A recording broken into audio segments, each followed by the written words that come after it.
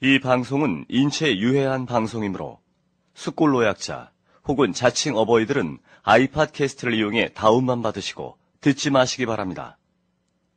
건강한 열혈 애국 청취자 역시 수전증, 우라병, 불면증 등을 유발할 수 있으니 그런 증상이 있을 시에는 반드시 의사와 상의 없이 인터넷과 트위터 등을 통해 밤새도록 라디오 반민특위를 폭풍 홍보하도록 하십시오.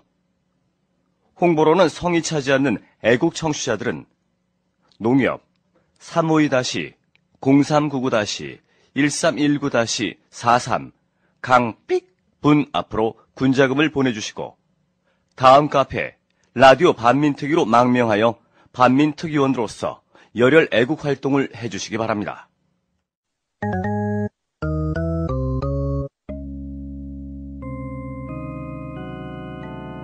졸라 궁금했던 얘기, 알면서도 하지 못했던 얘기, 이제는 말할 수 있을까?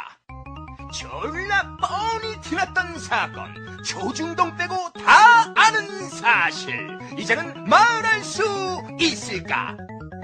역사 서스펜스 막장 드라마, 이제는 말할 수 있을까? 하늘의 조각들이 떠있고 강물의 유람선이 떠있고 저마다 누려야 할 행복이 언제나 자유로운 곳 우리 대한민국 우리 16년 만에 부활한 대통령 선거의 태풍이 전국을 강타하던 중 또 하나의 태풍이 인도양 상공에 형성됐다. 그때만 해도 외국인 노동자로서 중동에서 일하던 한국인들이 많았던 시절, 그들을 가득 싣고 돌아오던 칼 858편이 1987년 11월 29일 버마 안다만의 상공에서 사라진 것이다. 대통령 선거 전날 마스크를 쓴 채 트랩을 내려왔던 미모의 여자, 언니 미안해라고 처음으로 한국말을 한 후 술술 자신의 정체를 풀었다는 북한 공작원. 초췌한 얼굴로 마이크 앞에서 자신의 범죄 사실을 시인하던 테러범 김연희의 모습을 기억하십니까? 희미한 불빛 사이로 청와대 본부에 도착한 노태우 대통령 내외는 전두환 전임 대통령 내외와 반갑게 인사를 나누었습니다. 어서 오십시오. 환영합니다.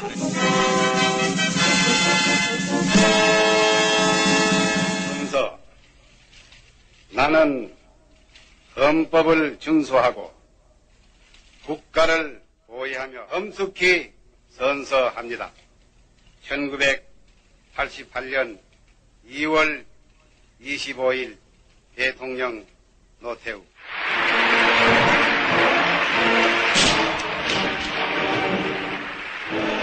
카카! 축하드립니다. 예상은 했지만 이렇게까지 되다니 정말 다행입니다. 나 보통 사람 한번 믿어주세요. 이리 하니까 믿어주잖아. 다 현거인 네 덕분이라. 그러니까요. 아, 그런데 이제 그거는 어째야 되지? 제가 왔고 짜놨습니다. 그 아무래도 걱정이 돼가지고 그 여자 그 멍청하다며 괜찮겠나? 예쁘면 됩니다.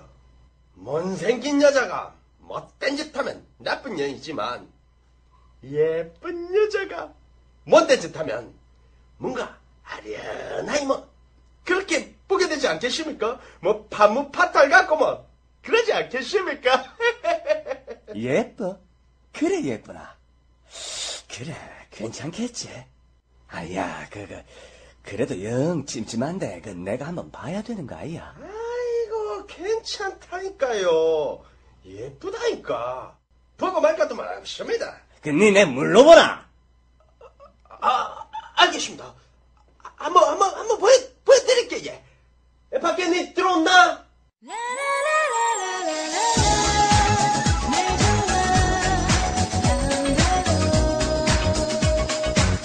안녕하시라오. 저는 인민조선공화국에서 온 간첩 김현희. 아, 예. 그 듣던 대로 미인이시네요. 그렇죠. 뭔가 뭐 이 아리엔하이만 그렇죠. 근데 잘하실 수 있겠습니까?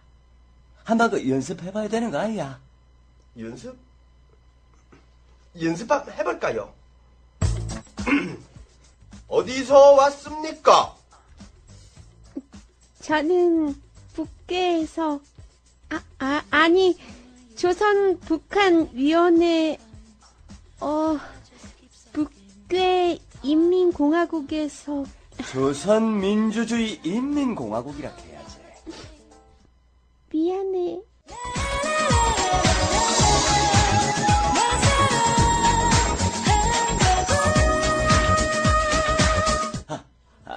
아닙니다.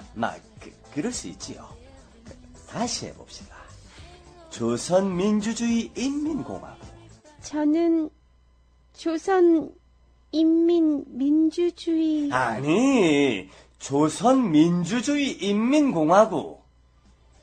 조선일보에서 아니 조선민주주의 인민공에서 온 아니, 그 조선민주주의 인민공화국.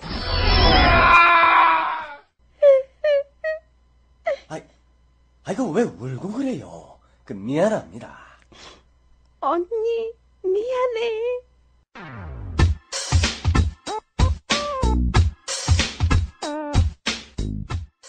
형그이, 일로 와봐. 백차이가 외계인이야. 와, 한국말을 못 알아듣는다. 그게 어제 하루 종일 언니 미안해. 연습시켰거든요. 좀 헷갈려가 이럴 겁니다. 그럼 어떡해? 어? 이 들통나면 어떡해? 어제까지만 해도 저 정도 아니었는데. 예쁘고 똑똑한 애들은 이런 일을 안 하려고 해서. 가가. 그럼 입에 재갈을 물리면 되겠습니다. 혀 깨물고 자살할 수도 있으니까 재갈을 물렸다고 하고. 재갈. 좋네, 좋아. 역시 우리 형들 똘똘하구만.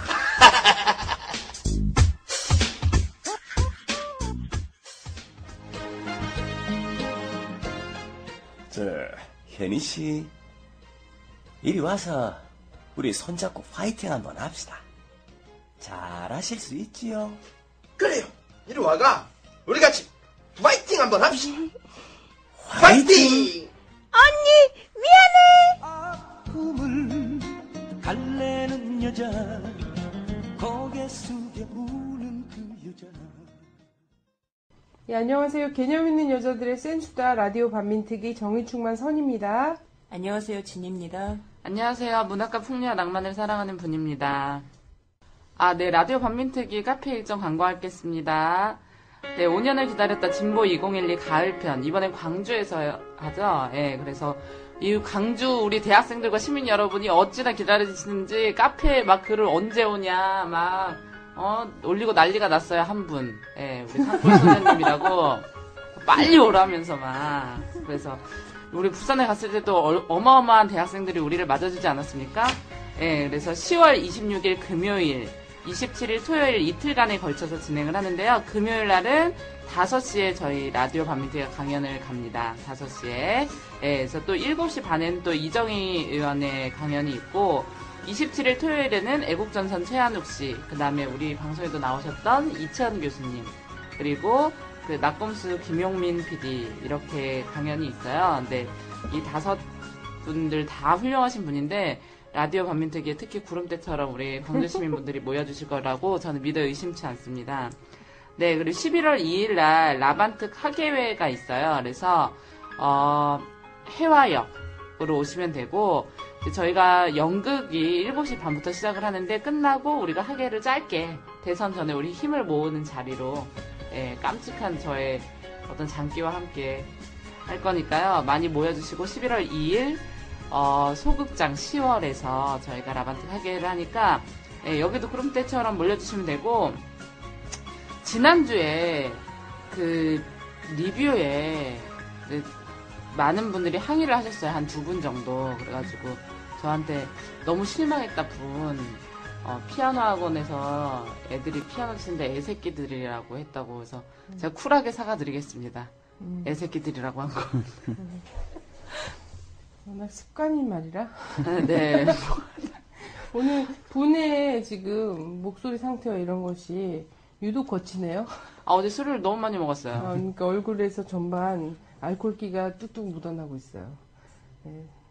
선생님들? 오늘 선생님 두 분이나 오셨어요. 저희가 오늘은 칼 858기 아세요? 예. 칼 858기는 또 많이 들어보셨을 것 같아요. 많은 분들이. 근데 전 영화로도 봤어요. 네.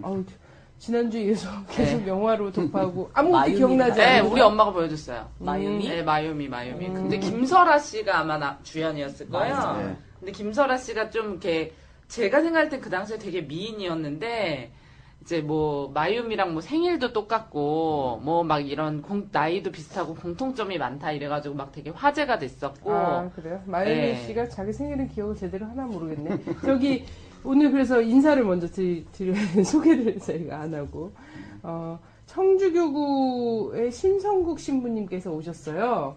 칼 858 사건과 관련해서 굉장히 이 교계에서 가장 열심히 뛰시는 분입니다. 네. 예, 반갑습니다. 신성국 신부입니다. 네, 반갑습니다. 네.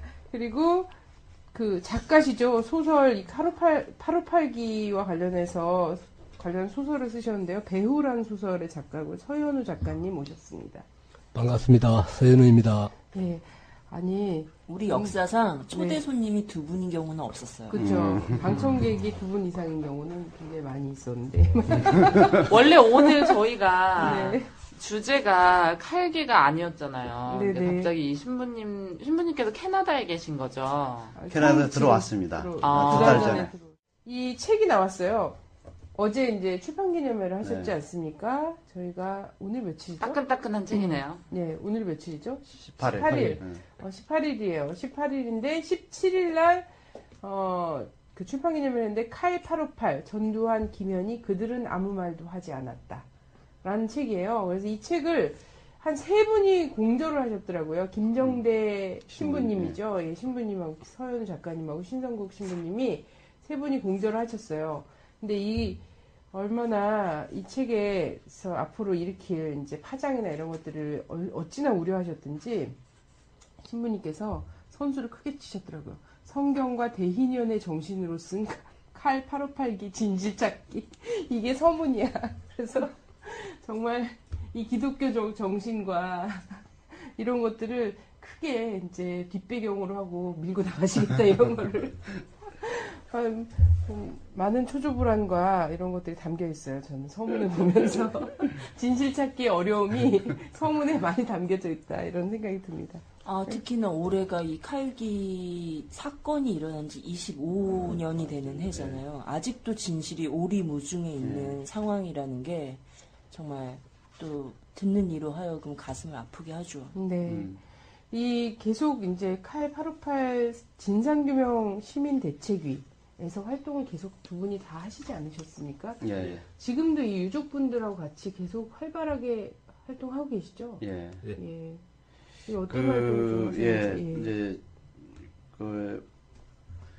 이분들 피해자 어머니들을 우리는 유족이라고 안 부르고 그냥 그 피해자 가족 이렇게 부르고 있는데 왜냐면은 이 사건이 그 시신 한 구도 아직까지 돌아오지 않고 그래서 그분들은 인정하지 않습니다. 그 당시 안기부 발표를.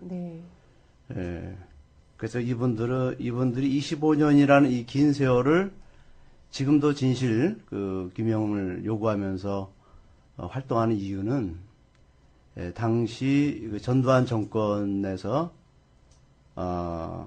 이 가족들에게 너무나 많은 탄압을 가했어요. 정말 우리 정부가 이런 사건으로 인해서 고통받고 피눈물을 흘릴 때 정부는 그들 위로하지 않고 오히려 탄압하고 감시하고 협박하고 그리고 진실규명을 하지 못하도록 예, 그렇게 억압했어요. 그래서 이분들이 그 억울함을 호소할 데가 없어서 이제 저희 신부들을 찾아와서 도와달라. 그래서 저희 신부들 입장에서는 억울한 사람들의 그 소리를 귀담아 들어주고 네. 또 눈물 흘리는 사람들 눈물을 닦아주는 그런 그 마음으로 여기에 저희들이 참여하게 된 것이죠. 저는 뭐 한편으로는 이 가족분들이 계속 활동하시고 이제 최근에도 김현희 씨가요. 김현희 이 사건과 관련한 유일한 목격자이자 생존자이자 뭐 범인 자신이라고 주장하고 있는 자기가 진짜라면 믿어달라며 이런 경우는 진짜 흔치 않아. 본인이 그렇게 많이 죽였다고 자기가 진짜라면 믿어달라고 이렇게 계속하는 사람은 흔치 않은데 이 사람이 이명박 정부 들어서 이제 좀 활동을 막 재개를 외부 활동을 많이 하고 있습니다. 예. 근데 방송에도 나오고. 네. 근데 이 가족분들이 나와서 토론회를 좀 하자라고 이거를 올 여름인가도 또 제안을 했지 않았습니까? 답이 없어요. 근데 조선일보에 조선방송에서는 나가가지고 열심히 이야기하시더라고요. 그러니까, 공중파에서는 받아주질 않으니까 여기를 나가는 거지. 아니 근데 그리고 10월 9일 날 국정감사 증인으로 채택이 됐는데 안 나오고 예, 그때도 참석하지 않았어요. 공중파는 의도적으로 안 나오는 거죠. 공중파가 배척하는 건 아니죠. 10년 동안 숨어 다니다가 정권이 교체되자 활동을 재개했거든요. 그러면서 그 지난 10년간 자기는 목숨의 위협을 받은 탄압받았다. 행적을 보니까 2008년에 자기가 진실이다. 자기는 좌파 정부에 의해 탄압을 받았다. 이러고 2009년에 이제 이렇게 등장을 해서 이 일본인 납북자 대책이 이분들과 부산에서 어마어마한 경호 속에서 만나고 그렇죠. 또 2010년에는 일본까지 가서 직접 만나주시고 거의 이런 일본에서는 준국빈 대우를 받을 정도로 행사를 치렀죠. 예. 그래요. 하여튼 이상하다. 이 사건 있어. 간접한테 이상하다. 그러니까 이상한 거야. 하여튼 그래서 저는 가족분들이 25년이라는 그 짧지 않은 세월 동안에 정말 많은 탄압도 받고 감시도 받고 그랬음에도 불구하고 지금까지도 그것을 진실 찾기를 굽히지 않고 대충 체념하고 살 수 있거든요. 한국 사회는 그렇게 길들여 왔어요, 사람들을. 근데도 계속해서 이렇게 노력해 주시고 이 신부님하고 작가님 같은 분들이 이렇게 계속 노력해 주신 거에 대해서 너무나 감사드립니다. 감사드리고. 고맙습니다. 예. 저는 이 칼 858 당시 이때도 안 태어났었어? 몇 년도죠 이게? 87년도. 아, 저 태어났죠. 아, 6살. 아니, 나는 되게 어린 줄 알고. 또 858 이때도 안 태어난 줄 알고. 81년생이에요. 그래서 칼 858 당시가 저는 초등학생은 아니고 중학생이었어요. 예, 중학생이었고 그때 이제 뉴스를 막 들었던 기억이 막 생생합니다. 전 그 장면이 아직도 잊혀지지 않아요. 비행기에서 마스크를 쓰고 초췌한 표정으로 부축을 받으며 내려오는 그 모습, 그 장면 정말 대대적으로 보도했었잖아요. 그때 당시 뉴스를 좀 봐야 될 것 같아요. 어떻게 좀 보도가 됐었지? 그때 이제 1987년 12월 15일 날 이제 김포공항 트랩을 내려오는데 대선 전날 그 전날 하루 종일 모든 TV 언론 매체가 그것만 방영했습니다. 그리고 그 다음날 그 노태우 그 당시 민정당 후보가 13대 대통령으로 당선되고 희심의 미소를 짓는 모습이 TV에 나왔죠. 네, 칼 858기가 신문의 일면에 대문짝만하게 입에 재갈 물리고 김포공항 트랩에 내리는 그건 도배를 다 한 거죠. 모든 언론이. 이게 11월 달에 발생한 일이지 않습니까? 11월 29일. 예. 11월에 칼 858기가 실종됐어요. 예. 이것은 사실이죠. 사실을 중심으로 얘기하잖아요. 실종된 건 사실이죠. 하늘에서 사라졌잖아요, 아직까지 갑자기. 돌아오지 않았습니다. 근데 무슨 버뮤다 삼각지 위를 날고 있었나요? 이런 건 아니죠. 버뮤다 삼각지에 버마에 있는지 몰라요. 인도양 상공에서 사라졌다라고 이제 국민들한테 전 세계적으로 보도가 됐어요. 그게 뭐 갑자기 사라졌는지 폭파됐다라는 것이 이제 한국 측의 주장과 발표였죠. 그랬는데 이제 그 범인으로 12월 15일 바로 대선 하루 전날 예. 예, 김현희가 등장하죠. 마유미 또 누구지? 이은혜? 아닙니다. 아니, 그 그 남자는 이제 김승일, 김승일. 예, 신이치라고 했는데 그 당시까지는 김현희, 김성일이 아니고 마유미와 신이치, 예. 하찌야 마유미와 하찌야 신이치. 네, 요렇게 이 마유미라고 불리는 이 김현희 씨가 마스크 쓰고서는 예. 끌려 내려왔죠. 그럼으로써 우리가 87년 6월 항쟁을 통해서 그 박정희에게 뺏겼던 투표권, 대선 그 직선제 투표권을 다시 회복한, 되찾고 첫 번째 다시 되찾은, 16년 만에. 예, 되찾은 이 투표권을 행사하기 하루 직선제, 전날. 예, 직선제를. 하루 전날 마유미가 나타난 거죠. 예. 예. 그 당시 이제 사회 분위기 좀 말씀해 주세요. 예, 우선은 이제 제가 피해자 가족회 어머니들과 이 진상규명 하면서 그분들이 그 당시 사고 당시에 어떤 일이 벌어졌는가 그거를 자세히 들었어요. 이 어머니는 지금 칼가족회 그 회장이신데 차옥정 씨인데 이분은 기장. 기장의 부인입니다. 그러니까 교체 기장. 네네. 예, 이제 그 비행기에 기장은 아니었고 다른 비행기를 조종하신 분인데 그 비행기를 타고 오셨어요. 그 교체 기장의 부인이 지금 회장이신데 이분이 그날 사고 당일날 대한항공 직원이 찾아왔더랍니다. 사고 당일날. 예, 찾아와서 그때 찾아와서 한 얘기가 북한에 의한 테러다. 대한항공 직원이 북한에 의한 테러다. 대단하다. 라고, 그 사람 신기 있는 사람이에요. 예, 통보를 하더랍니다. 그러니까 천리안을 가진 사람들이죠. 네네. 신이야, 신. 사고 당일날. 사고 당일날. 지금 아직까지 뉴스에 보도되지도 않고. 누군지 알 수 없나요? 저 진짜 가서 물어보고 싶은 게 한두 아니, 가지. 안기부, CIA도 아니고. 대한항공 직원이. 예. 그 당시에는 대한항공 직원들과 대한항공사와 안기부는 아주 서로가 밀접한 관계를 맡고 있어요. 그래서 찾아와서 테러에 의한 사고다. 그래서 이분이 지금 수색도 안 나갔고, 한국이 잔해도 없고, 물증도 없고, 시신도 돌아가지 않는데, 무슨 테러냐? 이분 남편이 공군 사관학교 출신이고, 네. 그리고 어디 인연과 관계없는, 그냥 군인의 아내입니다. 네. 그리고 파일로트. 그랬더니 3일 후에, 대한항공 직원이 다른 사람이 와서, 장례 치를 준비하라. 어머. 아니 무슨 항공기 사고 조사를 하고 결과를 발표하고 응? 이런 것이 다 끝난 뒤에 장례 준비해야지. 그래서 이분이 그때부터 이 사고는 정부가 어떤 기획에 의해서 지금 이루어지니까 그래서 그 점을 확실히 이틀 뒤에 찾아와서 소복 입고 방금 걸기대에 나오라. 뭐 가족들을 그렇게 회유하고. 그것도 대한항공 직원이 그런 건가요? 안기부 소복 입고 나와라? 근데 사실 마유미가 이게 이제 뭐 카피 문구라고 하는데 언니 미안해 라고 했던 말은 처음으로 한국말을 했던 게 12월 23일이었던 거잖아요. 근데 11월 29일 날 북한 테러에 의해서 자행된 사건이다 이런 식으로 그렇죠. 대한항공 직원이 왔다라는 말 자체가 한 달간의 간격인 거잖아요. 네. 의심스러운 거죠. 그래서 이게 사건이 사실상 이제 11월 29일 날 터지자마자 보도되기도 전에 뭐 엄청 움직인 거예요. 쭉 움직였어요. 근데 국민들은 이런 사건 다 발생했다고 해서 뉴스를 딱 들었잖아요. 항공기가 폭파됐다. 근데 이 순간 우리나라 국민들도 사실 그 수년 동안에 쓰여왔던 이제 색깔론과 이런 것 속에서 북의 공격으로 그렇게 된 거야? 이런 생각을 한단 말이죠. 그렇죠. 네. 그래서 이게 이제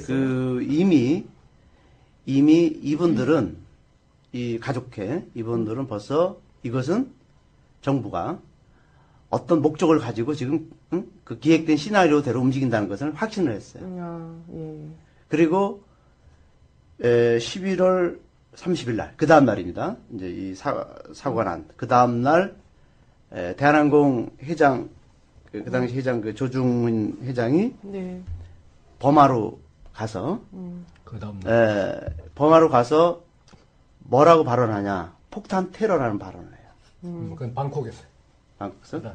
예, 그래서 거기서 발언을 하고, 그리고 바로 이어서 그 다음 날, 전두환이가 청와대 국무회의를 소집해서, 이북에 의한 테러, 폭파 테러 가능성이라고 언급을 합니다. 네. 예, 그래서 그때부터 이제 이미 우리나라 수색팀은 아직 가지도 않았고 아무런 조사도 시행하지 않은데 이미 국내에서는 폭파 테러를 이미 결정 내놓고 모든 언론을 통해서 이제 이렇게 보도하기 시작했죠. 내가 보기에는 그래서 보니까 12월 2일 날 보도된 내용들, 언론에 보도된 내용이 안기부의 이 발표, 중간 보고 발표 그리고 결론의 모든 내용들이 다 12월 2일자 보도에 다 담겨 있었더라고요. 그날이 안기부에서 최근에 확인된 무지개 공작의 시행 시점이 그날부터입니다. 12월 2일부터. 근데 제가 보기에는 천안함에 대한 이명박 정부의 대응보다는 훨씬 체계적이고 입들이 맞았네요. 이명박 정부는 처음에는 북이 소용이 아니라고 발표를 했거든요. 그리고 나서 좀 지나서 했는데 여기 이때는 진짜 쫙 이렇게 북의 소행으로 쫙 몰아갔어요. 아예 처음부터 해서. 근데 이걸 좀 이 사건과 관련해서 하여튼 처음부터 그 가족분들이 느낌으로 쫙 받는 그렇죠. 그 느낌이 네. 저는 뭐 정확할 거라고 생각을 합니다. 근데 어쨌든 객관적으로 드러난 것 중에서도 의혹들이 뭐 한두 가지가 아닌 것 같아요. 그렇죠. 예. 일단 의혹 몇 가지 이렇게 좀 해봐야 돼요. 예, 우선은 이제 이 사건이 조사를 하지 않았다. 네. 항공기 사고 자체를 조사하지 않았다라고 저희들은 확신합니다. 이유는 합동 수색팀이 꾸려졌는데 네. 그때 모든 육상, 해상 그리고 항공 사고는 교통부가 네네. 주관하고 네네. 교통부 내 항공기 사고 조사국이 있습니다. 네네. 거기가 그 모든 것을 이제 주관하고 조사해야 되는데 그 당시 25명의 합동 조사 수색팀이 참여하는데 교통부 직원이 다 빠졌어요. 배제됐습니다. 예. 다 배제되고 외무부 직원 4명 그리고 외무부 차관이 수색팀장이 되고 그리고 대한항공 직원이 18명이 참여하고 경찰관 1명 가고. 그러니까 이거는 사고 원인에 대한 분석보다는 외교적으로 뭔가를 해야 되는 것이 더 급선무로 나선 사건인 그렇죠. 거예요. 그러니까 말하자면 이 말이 합동 수색팀이지 비전문가들인 네. 외무부 직원이 갔다는 것은 뭐냐? 김현희를 빨리 압송해서 데려와서 이 대선에 13대 대선에 활용하겠다는 의지만 있는 거죠. 김현지 그때 벌써 알았던 거야. 예, 그러니까 이미 수색 이 팀장이 아니라 압송 팀장이라고 보면 됩니다. 네네. 수색팀이 아니고. 자, 대한항공이 대단하네요. 뭐 이런 거 하여튼 꾸려지기도 전에 대한항공 직원이 와서 북에 의한 거다. 예. 이렇게 얘기를 했을 정도니까. 그리고 이 사고 조사를 하지 않았다는 또 증거는 네. 이 사고가 해상에서 일어났는데 네. 그리고 일본이라든지 다른 나라 언론에서는 해상 사고로 다 보도되고 있었거든요. 근데 우리나라 수색팀들이 가서 7일 동안 7일 동안 밀림지대 육상을 그래서 허비합니다. 시간을. 그리고 나머지 3일은 해상에서 이제 수색을 하고 네. 열흘 만에 네. 모든 수색을 마치고 돌아와요. 아무것도 건지지 못하고. 네. 나 왜 이렇게 천안함을 잘 떠오르냐. 어디서냐 똑같은지. 한미 함수 막 딴 데 가서 찾던 거 생각나. 주제 천안함 같았고. 아니 근데 당시에 뭐 이 기체 잔해를 90년도에 발견했다 이러면서 있습니다. 데리고 오잖아요. 이것도 어찌나 똑같은지. 예, 3년 뒤에 그 김현희에 대한 대법원 확정 판결 보름여 남겨두고 갑자기 그 사고회에서 동체를 찾았다. 그래서 이제 동체가 4월달에 5월달에 60일쯤에 옵니다. 이제 국내에 들어온 거죠. 대법원 확정 판결 보름 전이었고 김현희는 대법원 확정 판결을 받았고 사형을.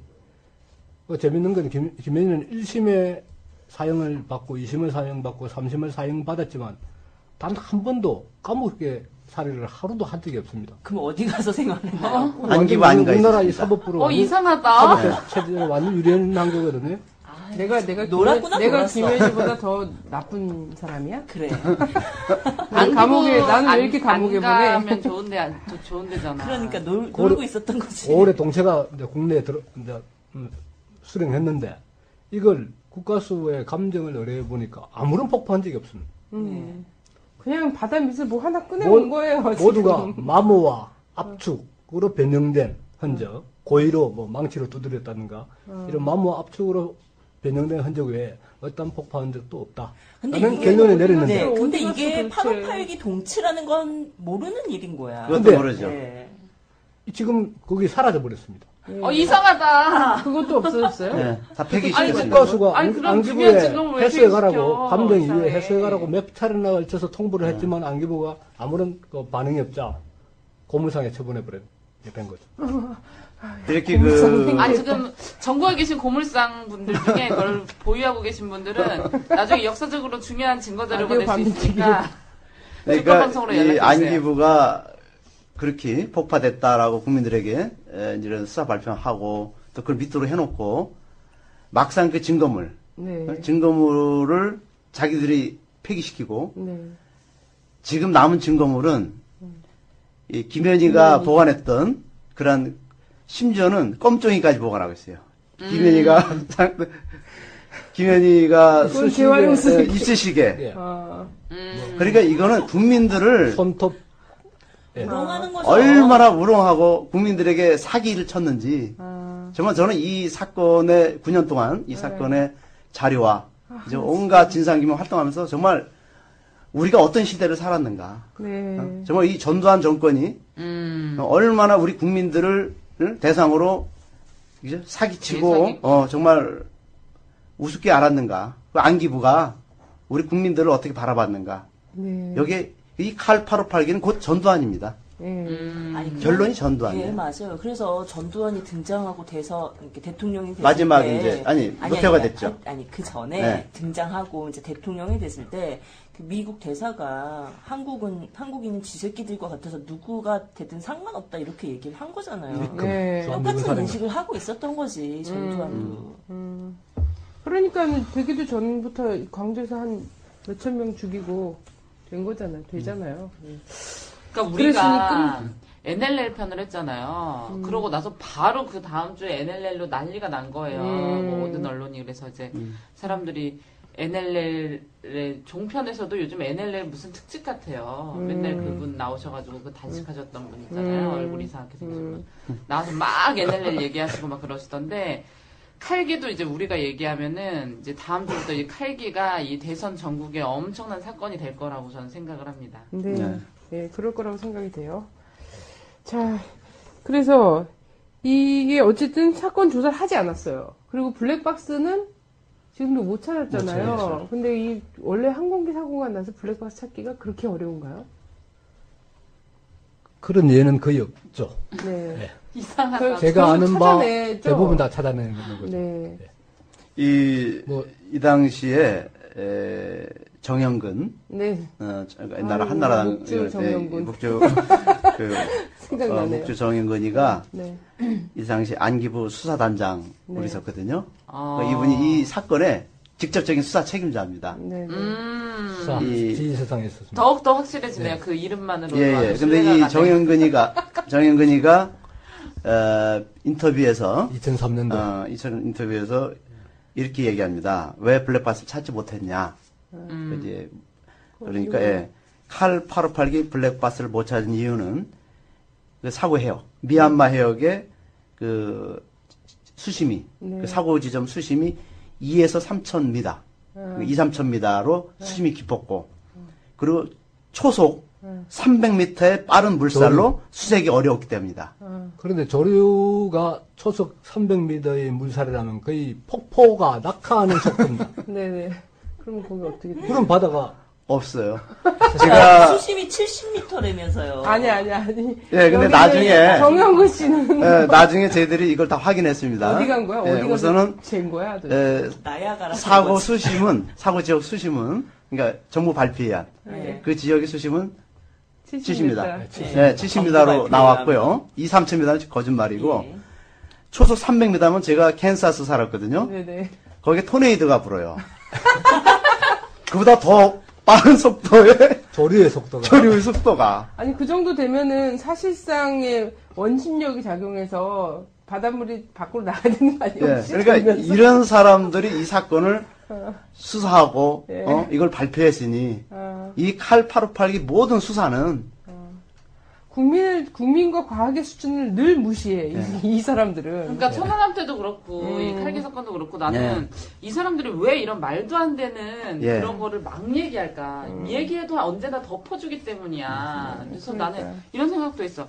이렇게 무지하고 말도 안 되는 말을 왜 우리한테 하는 걸까? 그래서 정영근 씨나 뭐 박근혜 씨나 뭐 이런 분들 있잖아. 전두환 씨나 이런 분들이 외계에서 온 게 아닐까, 지구를 멸망시키기 위해서. 아니, 지금 수심과 그 빠르기를 보면 이건 지구란 행성인 게 아니야. 정영근 씨가 외계에서 온 거 아닐까. 뭐 행성에 그러니까 가서. 우리 조심해, 정신 번쩍 차려야 돼, 지금. 그러니까 이제 이런 사고 조사 관련해서는 이제 조사조차 하지도 않았고, 맞습니다. 발표된 사고 지점도 거짓말이었고, 하지만 첫 번째 발표된 이제 평양에서 모스크바로 갔다라는 비행 노선 자체가 없었던 거야, 시간이. 중간에 이르츠크를 경유해서 갔다라고 하는데, 당시 노선은 북한이 폐지된 노선을 발표했다는 거지.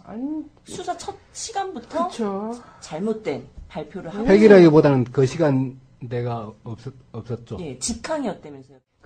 지금 자연스럽게 이제 김현이란 인물에 대한 어떤 의혹이나 이런 걸로 좀 넘어간 것 같아요. 그죠? 예. 그래서 블랙박스 얘기하다가. 예, 사건 조사 과정에서 이제 블랙박스도 찾지 못했고, 교통부가 배제되는 거였고, 그리고 장소, 뭐 수색 과정, 뭐 이런 거 다 틀리다. 틀렸고, 뭐 안 했거나, 뭐 이렇다라고 했으면, 그러면 이 인물 유일한 생존 인물이죠. 사건 관련해서. 이 인물과 관련해서는 굉장히 많은 그 의혹이 사실상 지금까지 굉장히 많았어요. 어렸을 때 사진하고 대조도 하고, 얘가 다녔던 학교가 뭐 어디네, 뭐 얘가 평양에서 여기 살았대는데, 뭐 그 거리는 벌써 없어졌네. 이런 얘기. 되게 베일에 쌓인 인물이시더라고요, 김현 씨가. 근데 좀, 그 당시에 예뻐가지고 남자들이 막 엄청나게 막 그런 동정심을 가졌다 막 이런 기사도 봤는데 뭐 지금 봤는데 뭐 약간 전여욱 씨 닮으셨더라고요, 나이 들어서는. 근데 뭐 예뻤는지 전 확인할 길이 없으나, 근데 제가 이분에 대해서 본 결과 이분은 간첩일 수도 있으나 백칠 가능성이 더 높은 사람 같은. 이게 나중에 이제 알려드릴 텐데 바보일 가능성이 굉장히 높으신 분이더라고요. 여러 정황상. 저희가 이 사건의 이제 중요한 어떤 전환점, 그러니까 중요한 어떤 그러니까 우리에게 큰 터닝 포인트가 된 시점이 언제냐면 2007년 10월부터였습니다. 2007년 10월에 저희들이 대법원으로부터 그 검찰 안기부 수사 자료, 그다음에 김현희 진술문을 다 받아냈어요. 이게 2007년에 받은 거예요? 예.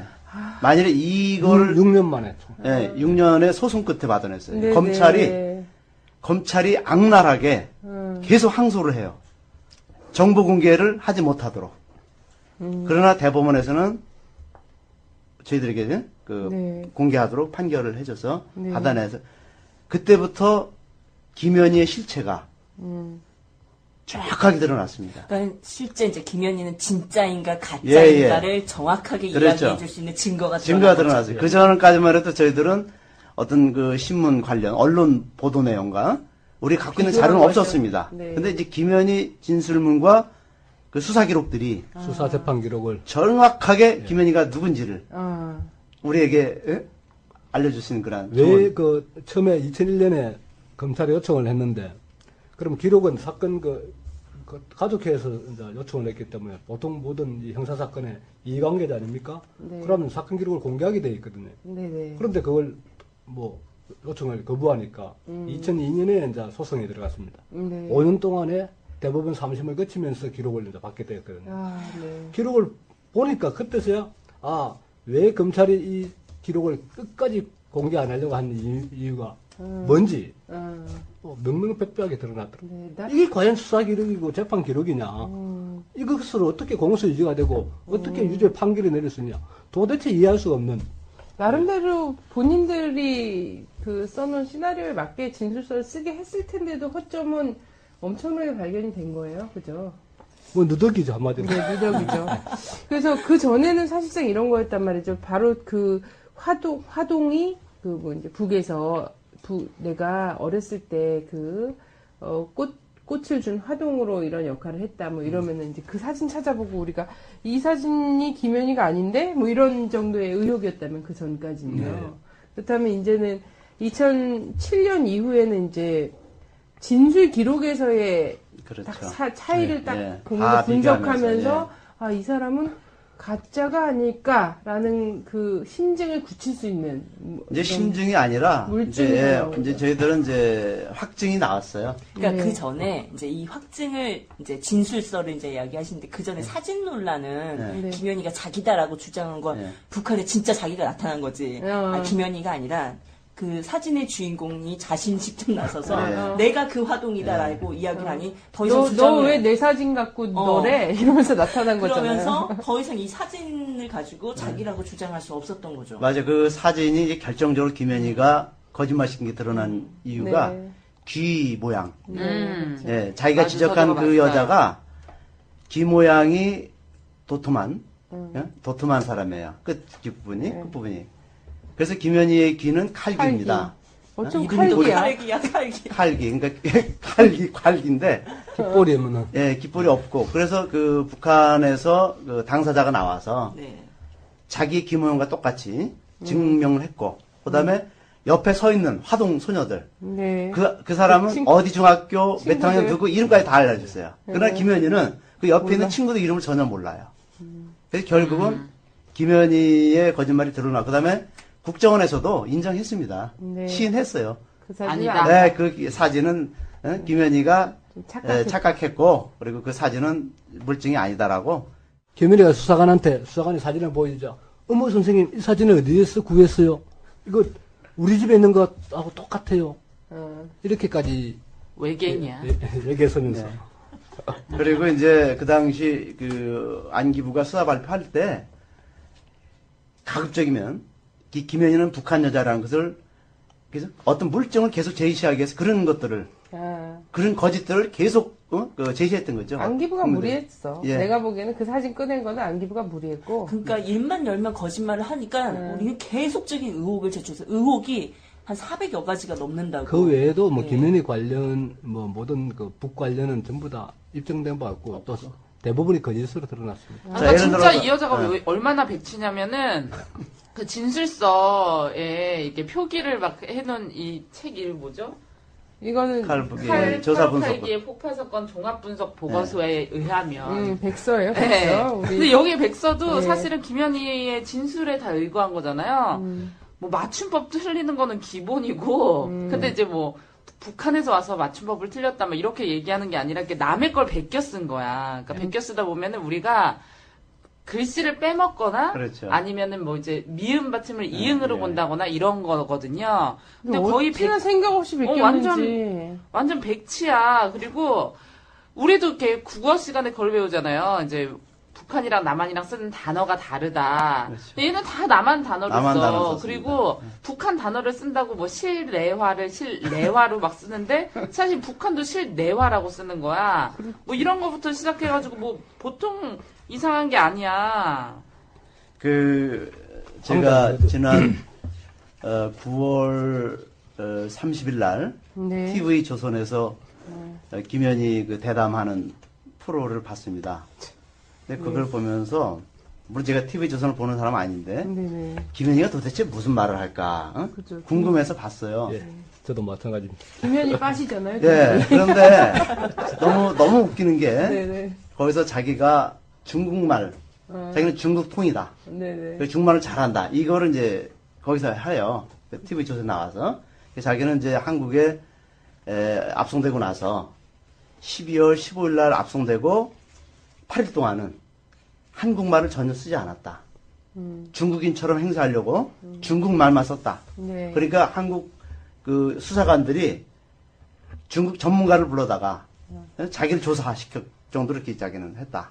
그리고 그 당시에 외무부 장관 최광수가 유엔에 가서 무슨 말을 하냐면 김현희가 하도 한국말을 안 해서 중국말로만 하는데 얼마나 중국말을 잘하냐면 중국 시까지 중국어로 된 시까지 쓸 정도로 그렇게 중국어를 잘하는 여자다. 안기부에 앉아서 중국 시를 쓰고 예, 있었다. 그런데 마음이 굉장히 여유로워. 저는 그렇게 똑똑하고 그 진술서에 이렇게 지령을 받아서 직접 지령을 받아서 자기가 충성 맹세서를 썼대. 그거를 줄줄줄줄 외웠다고 네. 한 그 김현희가 그렇게 중국 통이고 중국어를 잘하는 김현희가 네.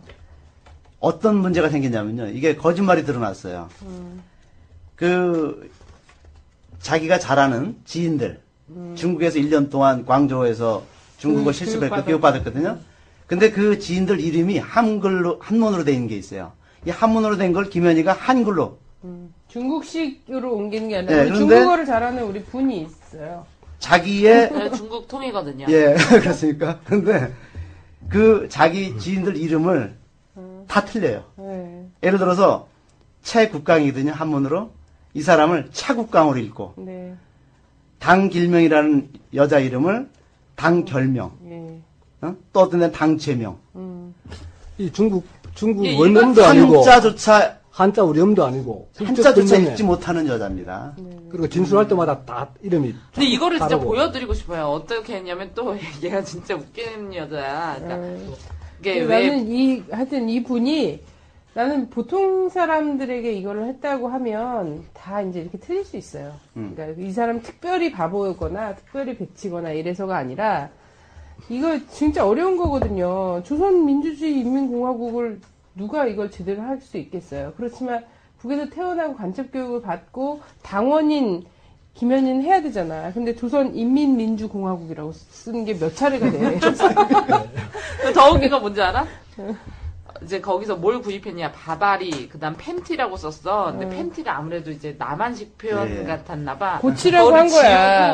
지우고 위에다 반즈 이렇게 쓰고 지도원이 테이프를 했는데 그걸 테이프라고 써놓고 이자를 또 지워 테프를 지장 찍었잖아. 이게 지장 찍고 지장을 이런 다 거 찍고 다 또 안기부에서 조사받고 이러면 사람은 안 돼.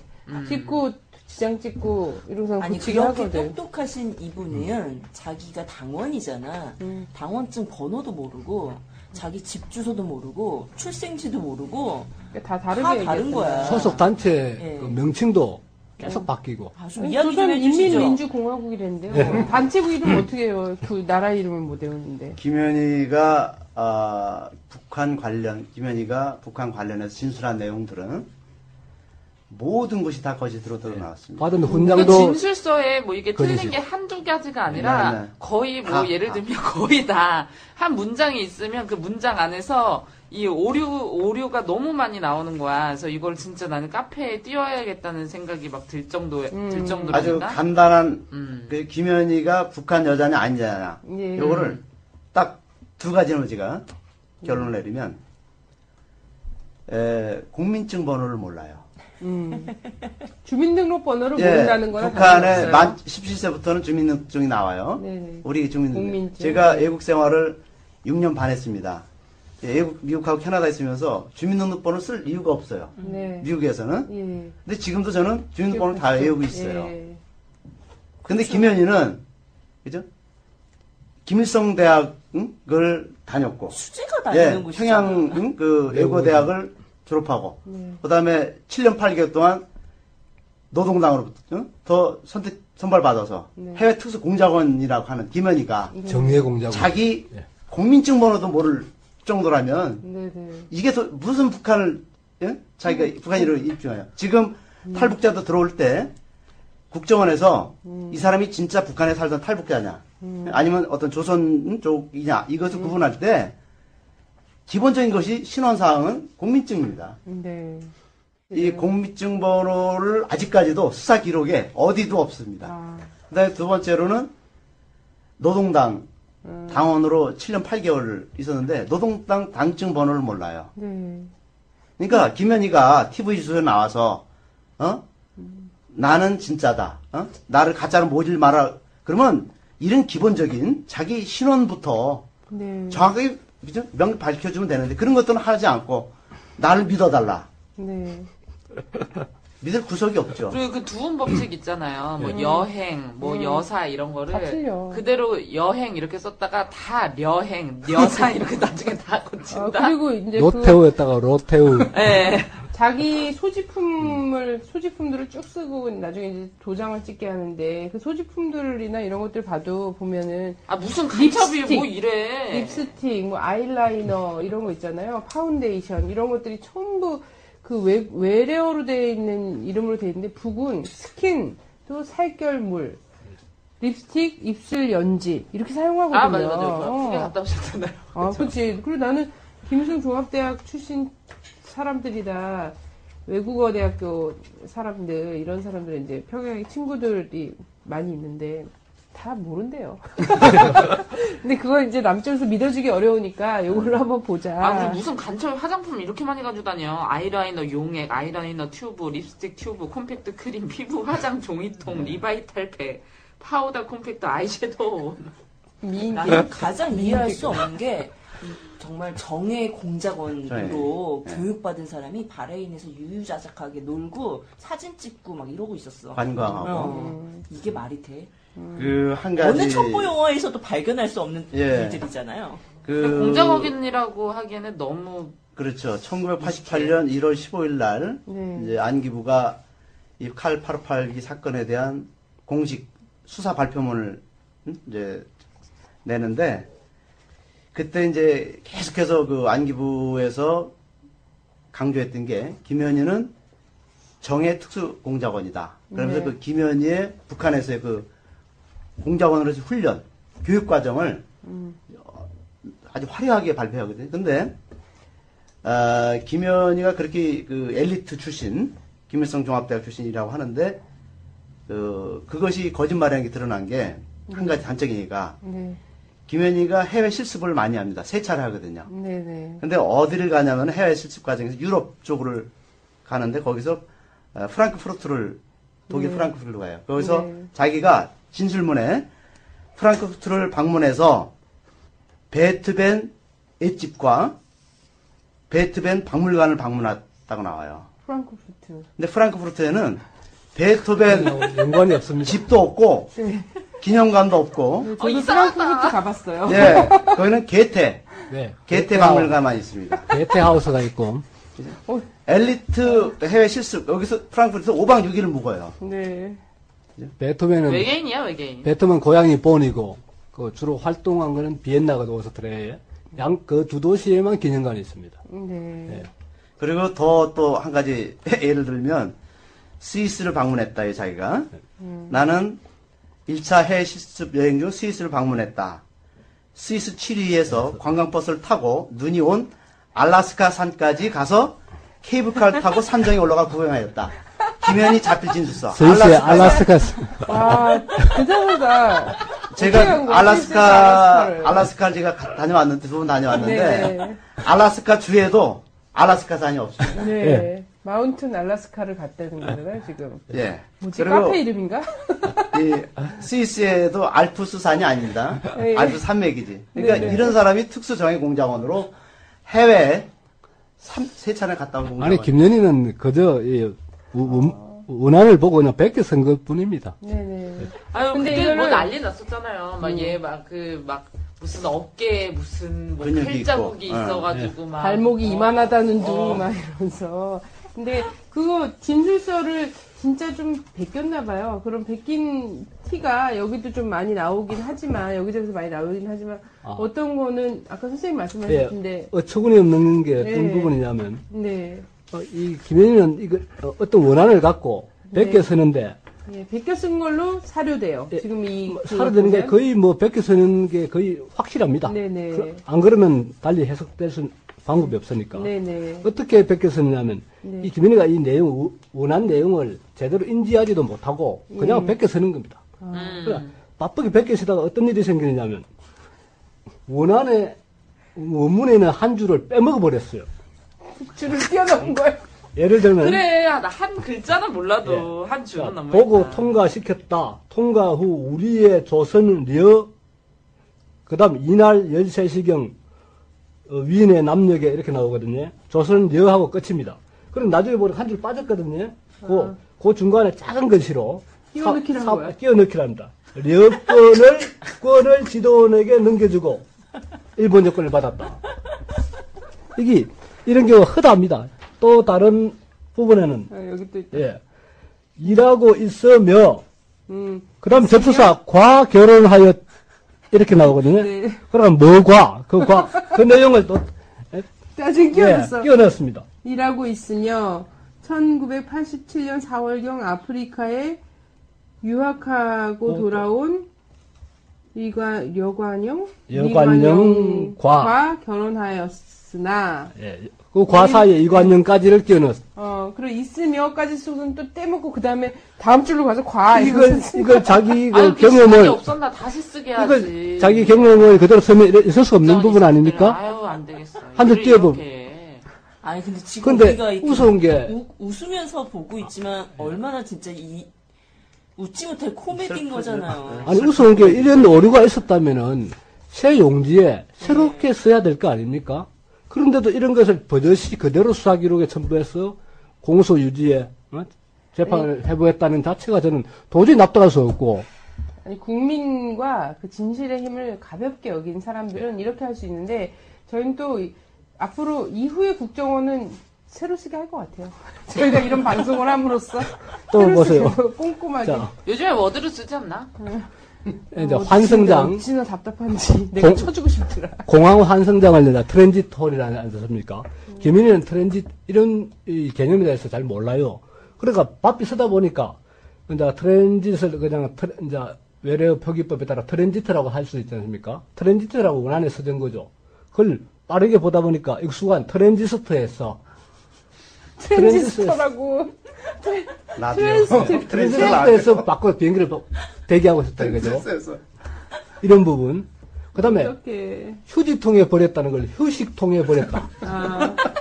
그러다가 다시 정말 생각 없이 했구나. 다시 이제 수정하고 아니 이런 이들은 부분. 이게 공개될 거라고 생각을 못했던 거야. 그리고 영원히 독재가 지속될 거라고 생각했던 그다음에 거지. 평양에 대승산 유원지가 있지 않습니까? 근데 원문을 잘못 이해해서 대승산과 유원지가 따로 있는 것을 착각하고 대승산 쓰고 콤마 찍고 유원지 이런. 그러네. 대성산 콤마 유원지. 평양에서 무지하단 말입니다. 그래도 이거 만경대 콤마 유희장. 만경대. 이런 부분.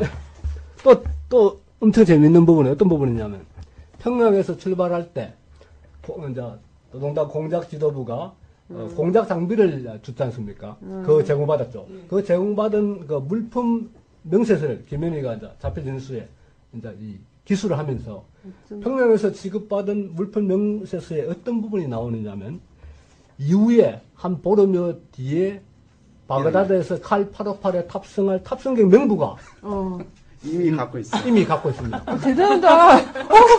대단하다. 그것뿐만 아니라 지금 고려항공 탑승장 명단도 아니고 아닙니다. 나중에 따로 팔겠대.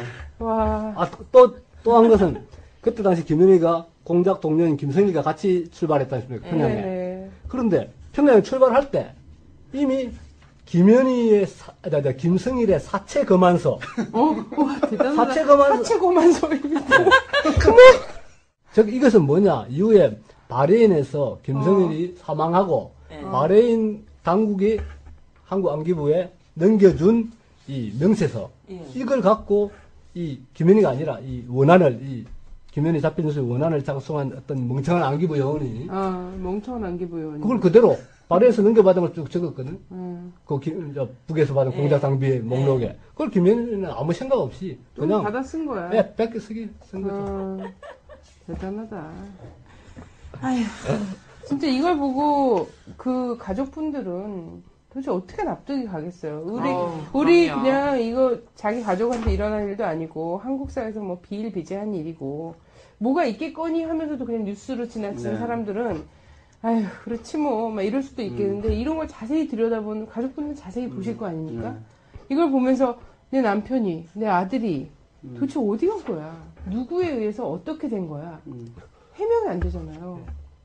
얼마나 엉터리인지 키가 17cm라고 적었다가 당시 50대 정도이고 17cm 신장에 해다가 170으로 수정한 거고. 네, 그러니까.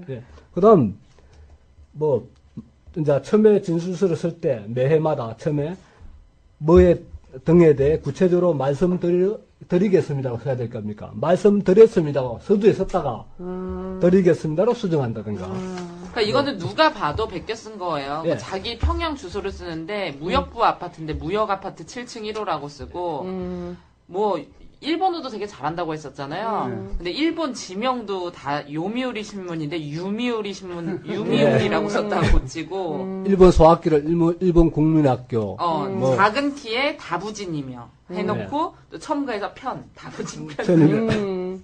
김현희만 이 베껴 쓴 게 아니고 이 안기부터 신문 조서가 있지 않습니까? 직접 이제 신문에서 이 신문 조서에 이 안기부 수사관 역시 원한을 갖고 자기가 질문하고 자기가 대답하는 식으로 쓴 거거든요. 네네. 그러면 자 질문했으니까 김윤희가 대답을 항시 1인칭 나나 제를 써야 될 거 아닙니까? 네네. 그런데 이 신문 조서에 보면 이 안기부 수사관이 자기가 질문해 놓고 김윤희의 대답이 나나 저가 1인칭이 아니고 김현희가 그녀가 3인칭으로 나온단 말입니다. 네네. 하여튼 전부 베껴 쓰면 정신이 없어. 근데 그러니까 이 베껴 쓰기는 판결문까지 가요. 대단하죠. 그리고 이제 그 김현희에 대해서 네. 그 당시 그 안기부 수사 발표문 이렇게 나와요.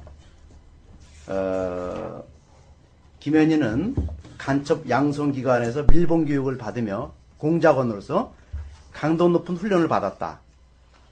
사격술, 정치사상, 군사훈련, 간첩 통신교육, 폭파교육, 테러 공작원으로서 능력을 다 갖췄다. 전문교육을.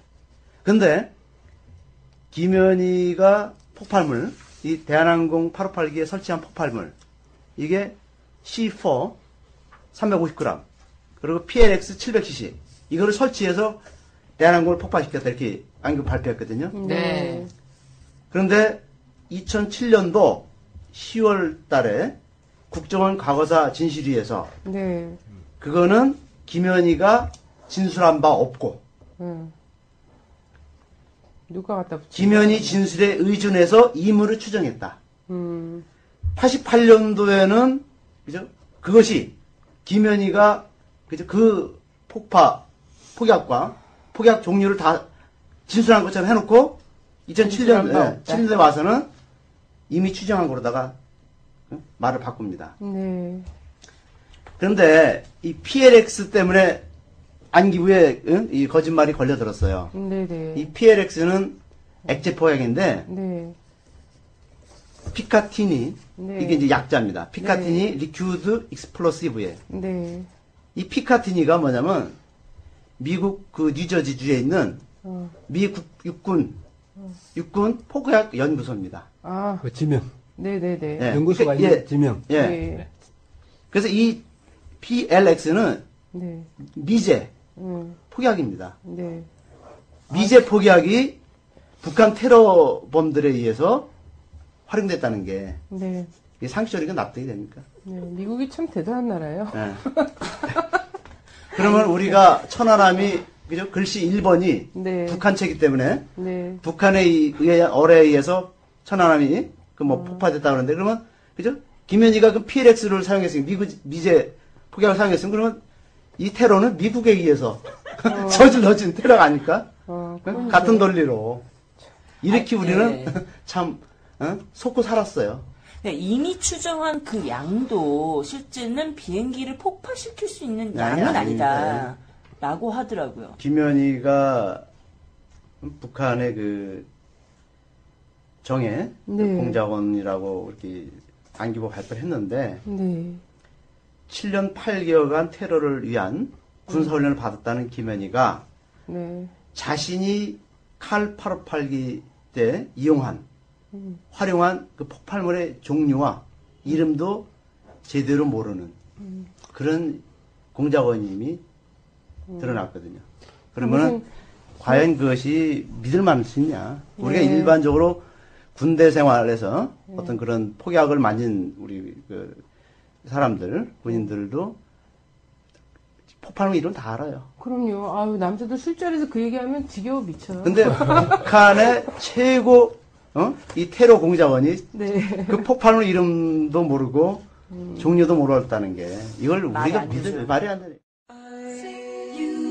we all sing the new song. I sing you sing the new song. We all sing. I sing you sing. We all. 안녕하세요. 쌀쌀해진 아침에 생각나는 한 잔의 핫초코처럼 달콤한 남자 DJ 훈입니다. Now it even wants to share my bed. You know at first it was okay. 얼마 전에 발생한 이른바 노크 귀순 사건으로 국방부가 발칵 뒤집혔다죠. 자기들이 집권해야 안보가 튼튼해진다. 야당이 집권하면 안보가 무너진다고 항상 떠들어온 새누리당도 이번 사건으로 멘붕 상태가 됐습니다. 국가안보를 위한다는 명목 아래 종북 세력 척결, 국가보안법 강화를 외치면서 많은 국민들을 사찰하고 구속해왔지만 지난 5년을 돌아보면 정작 실제 안보에 구멍을 내고 있는 것은 각하를 비롯한 숫골 새누리당 그리고 국방부 아닐까요?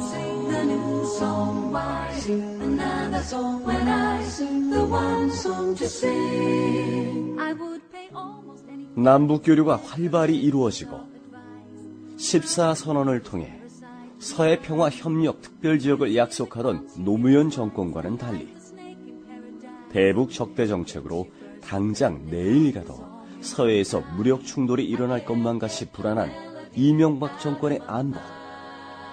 그들이 이야기하는 안보는 국민들의 안보가 아니라 아마 자신들의 안보임에 틀림없습니다. 오늘은 이런 그들만의 안보가 아니라 국민의 안보에 대해 노래한 우리나라의 통일이 안보다를 함께 들어볼까 합니다. 그들만의 안보를 위한 국가보안법이 당장 철폐되기를 바라면서 함께 들어보시죠. Go now, please.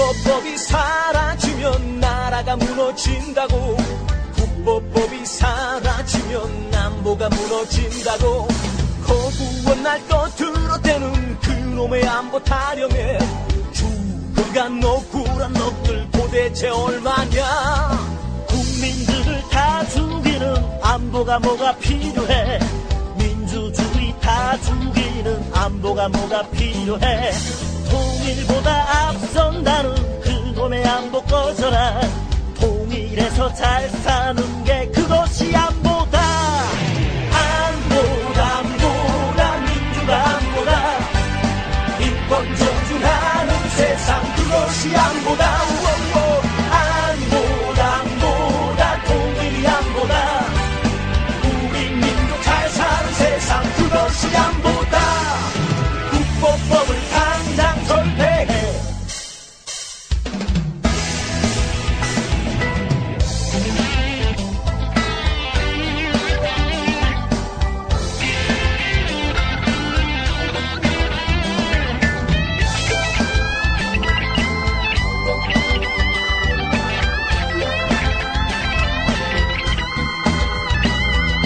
독립군을 죽이던 법이 치안유지법이고 그 법이 이름만 바꿔 국법법이 되었네 진일파를 지키던 법이 치안유지법이고 진일 후손 지키는 법이 국법법이네 국법법이 사라지면 안보가 무너진다는 이제 그런 개소리는 그만 집어치워라 친일파를 지키는 안보 우린 필요 없으니 조중동한 나라여 이 땅을 떠나라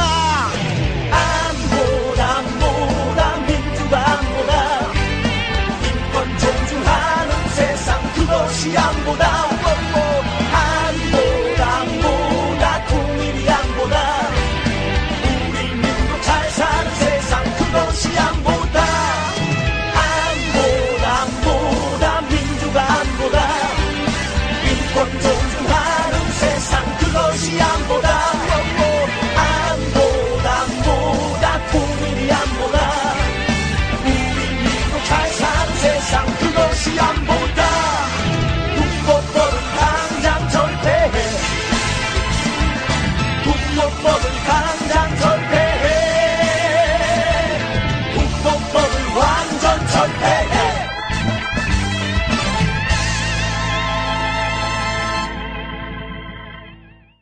김현희의 가짜 이 얘기에서 이제 그 이야기를 들어봤는데 그러면 우리 어떤 결론을 내릴 수가 있나요? 김현희. 나는 북한이 보낸 공작원 아니다. 북과 관련된 거는 전부 네. 사실이 아닌 걸로 사실 드러난 유독 거고. 북한과 관련된 내용만 다 포맷되어 있는 소설. 상태인 거지. 아니 왜 아무도 나한테 호응 안 해주는 거야? 우리 소설가 네. 선생님 나오셨는데 나 같이 작업을 해야겠어. 그러니까 이런 거지. 실제로 자기가 보수라고 하면서 이제 우리 분열시키고 민주를 괴롭히는 이런 사람들은 사실 외계에서 지구를 멸망시키기 위해서 보낸 거야. 안 그러면 이렇게 허무맹랑한 짓을 할 수가 없거든. 어때요? 괜찮지 않아요? 이런 소설? 그래, SF 소설 한번 써봐. 써보실래요? 네가 써봐. 그럴까? 그래서 막 그런 거지. 막 왜냐면 박근혜 씨가 서현 작가님 너무 그러잖아. 집에 가면은 막 가면 이렇게 푹 벗으면 이렇게 녹색 막 얼굴 막 나오고 영화로 제작하는 거 어떨까? 나는 일단 뭐 동의하시는 분들 연락 주세요. 거기 예쁜 여자 나와? 예쁜 여자 나오지. 내가 역할을 할 수 있는? 언니는 외계인 역할이야. 아니 이 사람이 나는 이제 쭉 보면은 만약에 교육을 받았다면 교육받은 거는 기억상실. 완전히 순간 잠깐 잊어라 이것만 바보되기 교육 받은 것 같아. 그래서 사실 김현희 씨는 뭐 본인 진술서에 다 진술을 해놨어요. 저는 이게 놀라운 거예요. 뭐냐면 천안함 보고서가요. 민관 합동 보고서를 썼지만 잘 들여다보면 보이거든요. 이게 국정원의 포스터 같아. 잘 보면 보입니다. 이게 마찬가지로 김현희의 진술서에도 진실이 다 담겨 있어요. 잘 보면 보입니다. 보고자 하는 사람들한테. 근데 진짜 그 가족분들은 이거를 다 아시고 계시잖아요. 어머 이걸 어떻게 할 거야. 너무 억울하시고 분하시고 정말. 그 어머니들이 25년의 이 긴 세월을 끈을 놓지 못하고 진상규명을 한 그 힘은 두 가지입니다. 하나는 그 실종된 아직 돌아오지 않는 그 남편에 대한 사랑, 자식에 대한 아들에 그리고 대한 그때 이제 기다림. 잃었던 그 스튜디오 그런 자기 딸, 그 자녀에 대한 사랑, 이것이 이제 이들에게 이제 이것을 지금까지도 이을 수 있는 힘이었어요. 그 사랑의 힘이 25년을 기다려온 거죠. 또 진실이 묻혀져 있기 때문에 얼마나 그 한인으로 남아있겠어요. 그 다음에 또 한 가지는 당시 전두환 정권이 이 피해자, 이 슬프고 고통받는 이 사람들 보듬지 않았어요. 네. 김현희는 계속 우상화시키고, 그죠? 어떤 미녀의 여신처럼, 그리고 신화로 만들어주면서, 그죠? 이 피해 당사자들은 오히려, 그죠? 정말 소외시키고 네. 그리 벌레처럼 취급했기 때문에 도저히 이것이 용납이 안 되는 거예요. 그래서 이게 전두환과 노태의 업보입니다. 자업자득이에요. 네. 근데 원래는 이 가족들이 사실 그러길 바랬겠죠. 딱 며칠 뒤에 와서 안기부나 이런 데서 와서 소복 입고 반제대모에 나와라라고 그렇죠. 얘기했던 것처럼 가족들이 그렇게 호응하길 바랬을 텐데 가족들은 납득이 안 된 거예요. 이런 내용들을 보면서 이상하다. 이러고서 문제 제기를 하니까 이제 이 사람들은 반국가적이고 반체제적인 그렇죠. 사람들로 이제 치부되고 감시받고 이런 거죠. 전 뭐 천안함도 비슷하지 않습니까? 천안 문제 제기한 사람들은 전부 이제 좌익 용공 세력이다 이렇게 얘기하는 거라고. 그리고 또 한 가지는 대한항공이 이 항공이 사고 나면은 보험 청구를 해야 돼요. 네. 근데 보험 청구를 안 했습니다. 왜냐면 보험회사 외국 회사. 그 영국 로이드 보험회사인데 거기에 청구를 안 했습니다. 왜냐면 외국에서는 한국 정부와 다른 조사 결과가 나올 수 있기 때문에 아예 청구를 안 했습니다. 근데 이상하다. 대한항공은 보험 청구를 했다고 하거든. 대한항공은요. 그러면 이제 일단 가족들이 받은 그 일정의 그 보상금의 그 내역이 그 금액에 대한 어떻게 산출되는 내역이 안 나옵니다. 안 나오는데 어쨌든 대한항공의 그 국정 과거사위가 그러면 그 보험 청구한 그 관련 서류를 보자 하니까 2007년에 대한항공에서 하는 그 보험회사 원래 그 동양화재 해상보험 내나 이 대한항공 계열이죠. 계열입니다. 네. 예, 그 한진 그룹. 네네. 예. 이 동양화재 해상보험에서 우리는 재보험사인 영국의 로이드 보험조합에 청구를 했다 하거든요. 네. 관련 서류를 보자니까 오래돼서 폐기해버렸다. 동체가 똑같은 경우. 이런 뭐 폐기했던 부분은 아주 또 다른 예가 또 있습니다. 이 칼 858기가 버마 당국과 교신을 했는 그 녹음 테이프가 약 25분 분량으로 우리가 수령했다. 건네받았다라고 그 국정과거사에서 밝혔습니다. 그런데 그 테이프는 어디 갔느냐? 조중근 회장이 개인적으로 보관하고 있다가 지금 폐기했다. 분실 없어졌다. 그런데 문제는 그 당시에는 이 그 교신 기록에 대해서 일체 수사 증거로 채택되지도 않았고 일체 언급조차 없었거든요. 그럼 과연 거기에 실제 무슨 내용이 담겨 있을까? 과연 자기들한테 유리한 내용이었으면 과연 공개하지 않았을까? 뭐 이런 것이죠. 자, 궁금합니다. 교신 기록 TOD 동영상 다 실종되고. 아직도 해명돼야 할 일들은 너무나 많이 존재하는데, 사실 이제 우리가 이걸 다 이야기할 수는 없고, 대표적인 의혹을 가지고 이제 2가지 정도의 이야기를 해봤는데, 하지만 이제 이것이 기획된 의도가 있을 거다. 그렇죠. 목표가 있을 그렇습니다. 거고, 목적이 있을 건데, 그래서 이제 알려진 바가 이제 무지개 공작인 건데, 무지개 공작 얘기를 해보죠. 무지개 공작에 대한 이야기와 이것을 한 정말 이 목적과 의도, 그 영향, 무엇을 기획했나, 이걸 좀 알아야 되지 않을까 싶네요. 네. 이름도 참. 왜 무지개였을까?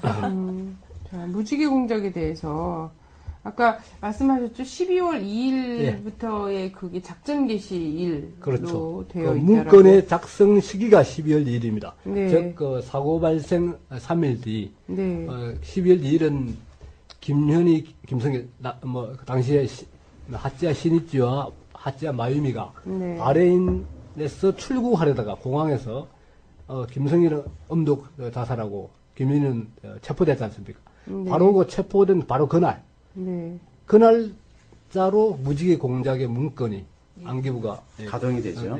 그 문건이 존재했다는 것이 확인되었습니다. 그 문건에 보면 대통령 선거에 활용하기 위하여 그다음에 그 관제 금지대회를 한다. 목적. 무지개 공작, 목적. 11월 29일 범하 상공에서 폭파 실종된 대한항공 여객기 사건이 북계의 테러 공작임을 폭로, 북계 만행을 전 세계에 규탄하여 북계를 위축시키고 국민들의 대북 경각심과 안보의식을 고취함으로써 가능한 대선 사업 환경을 유리하게 조성. 바로 그 날짜부터 신문에 어떤 보도들이 나오느냐면 이후에 15일날 12월 15일날 마유미가 서울로 이송되고 8일 뒤인 12월 23일에 첫 자기의 정체를 드러내고 진술하기 시작한 그 내용, 12월 23일 이후에 확인되는 내용이 12월 2일 그 날짜부터 언론에 다 공개됩니다.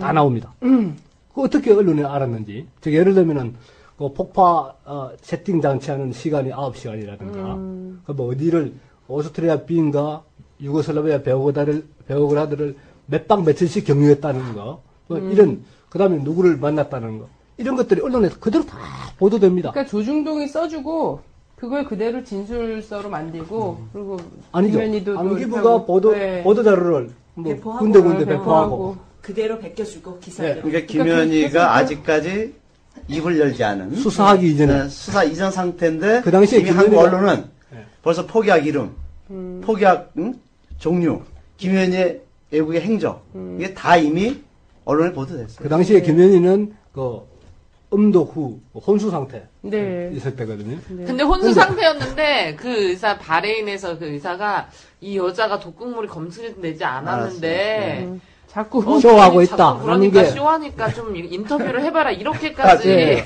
얘기를 해줬어 우리나라에. 그 뭐냐 외교 문서에 한국의 차관이 김현희를 만나러 갔어 그 바레인에. 그래서 가서 보니까 이제 쇼를 하고 누워 있었을 거 아니야. 그래서 물을 먹인 거야. 그때 받아 먹고 있었던 거야 김현희가. 운동해서 혼수 상태인 그 여자가. 그리고 나중에는 한국에 와서 증언은 독극물을 먹어서 입안이 다 헐고 몸을 못 가눌 넣었다 막 이런 아니 식으로. 커피도 마셨다는. 네, 네. 그렇습니다. 아니 근데 이제 어찌됐든 우리에게 진실을 찾는 노력가 중에 이제 이 각 나라들에 대한 외교 문서 공개 작업들도 같이 진행하셨던 거잖아요.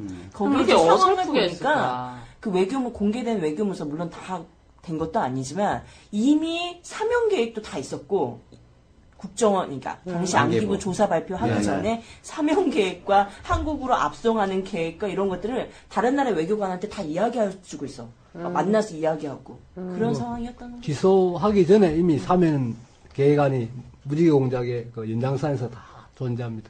그 재판할 생각도 아예 없었는데 이 어느 날 이제 호주인가?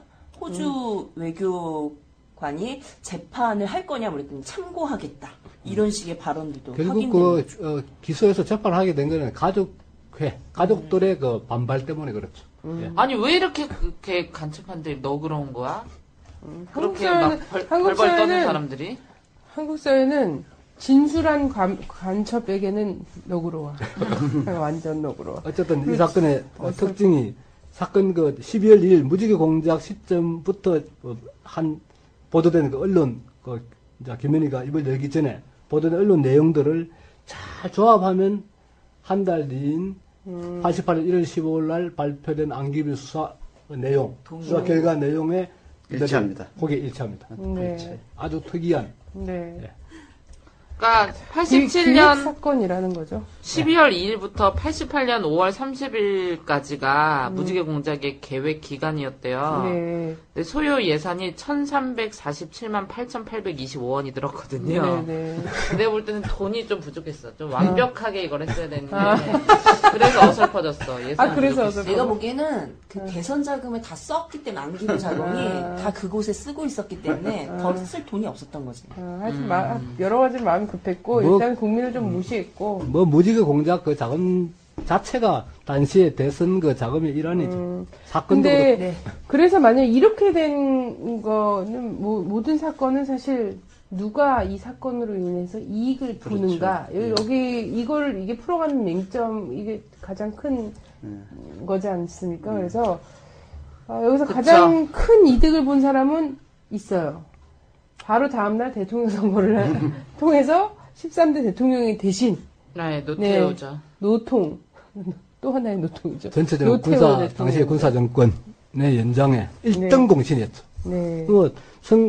이후에 그 조선일보조차도 이 사건으로 해서 노태우 후보의 보수층을 자극한 표가 한 150만 표 가량 된다라고까지 네. 추산했거든요. 네. 어마어마한 그런 영향을 미친 그렇습니다. 사건이죠. 그래서 이 대선에 가장 이득을 본 이 노태우가 90년도에 아까 이제 우리 부님이 보셨던 마유미 그 영화 신상옥 감독이 했다고 그러더라고요. 근데 그 후원이 박철원이었다라는 소문이 막 자자했다고 그러더라고요. 그렇죠. 박철원과 노태우도 뗄래야 뗄 수 없는 사이죠. 이 사건을 저도 이제 자료를 조사하고 분석하면서 이 책을 쓰면서 이 책의 그 뒷부분에 김현희의 남자들이라는 네네. 그걸 제가 명단을 주셨는데 네.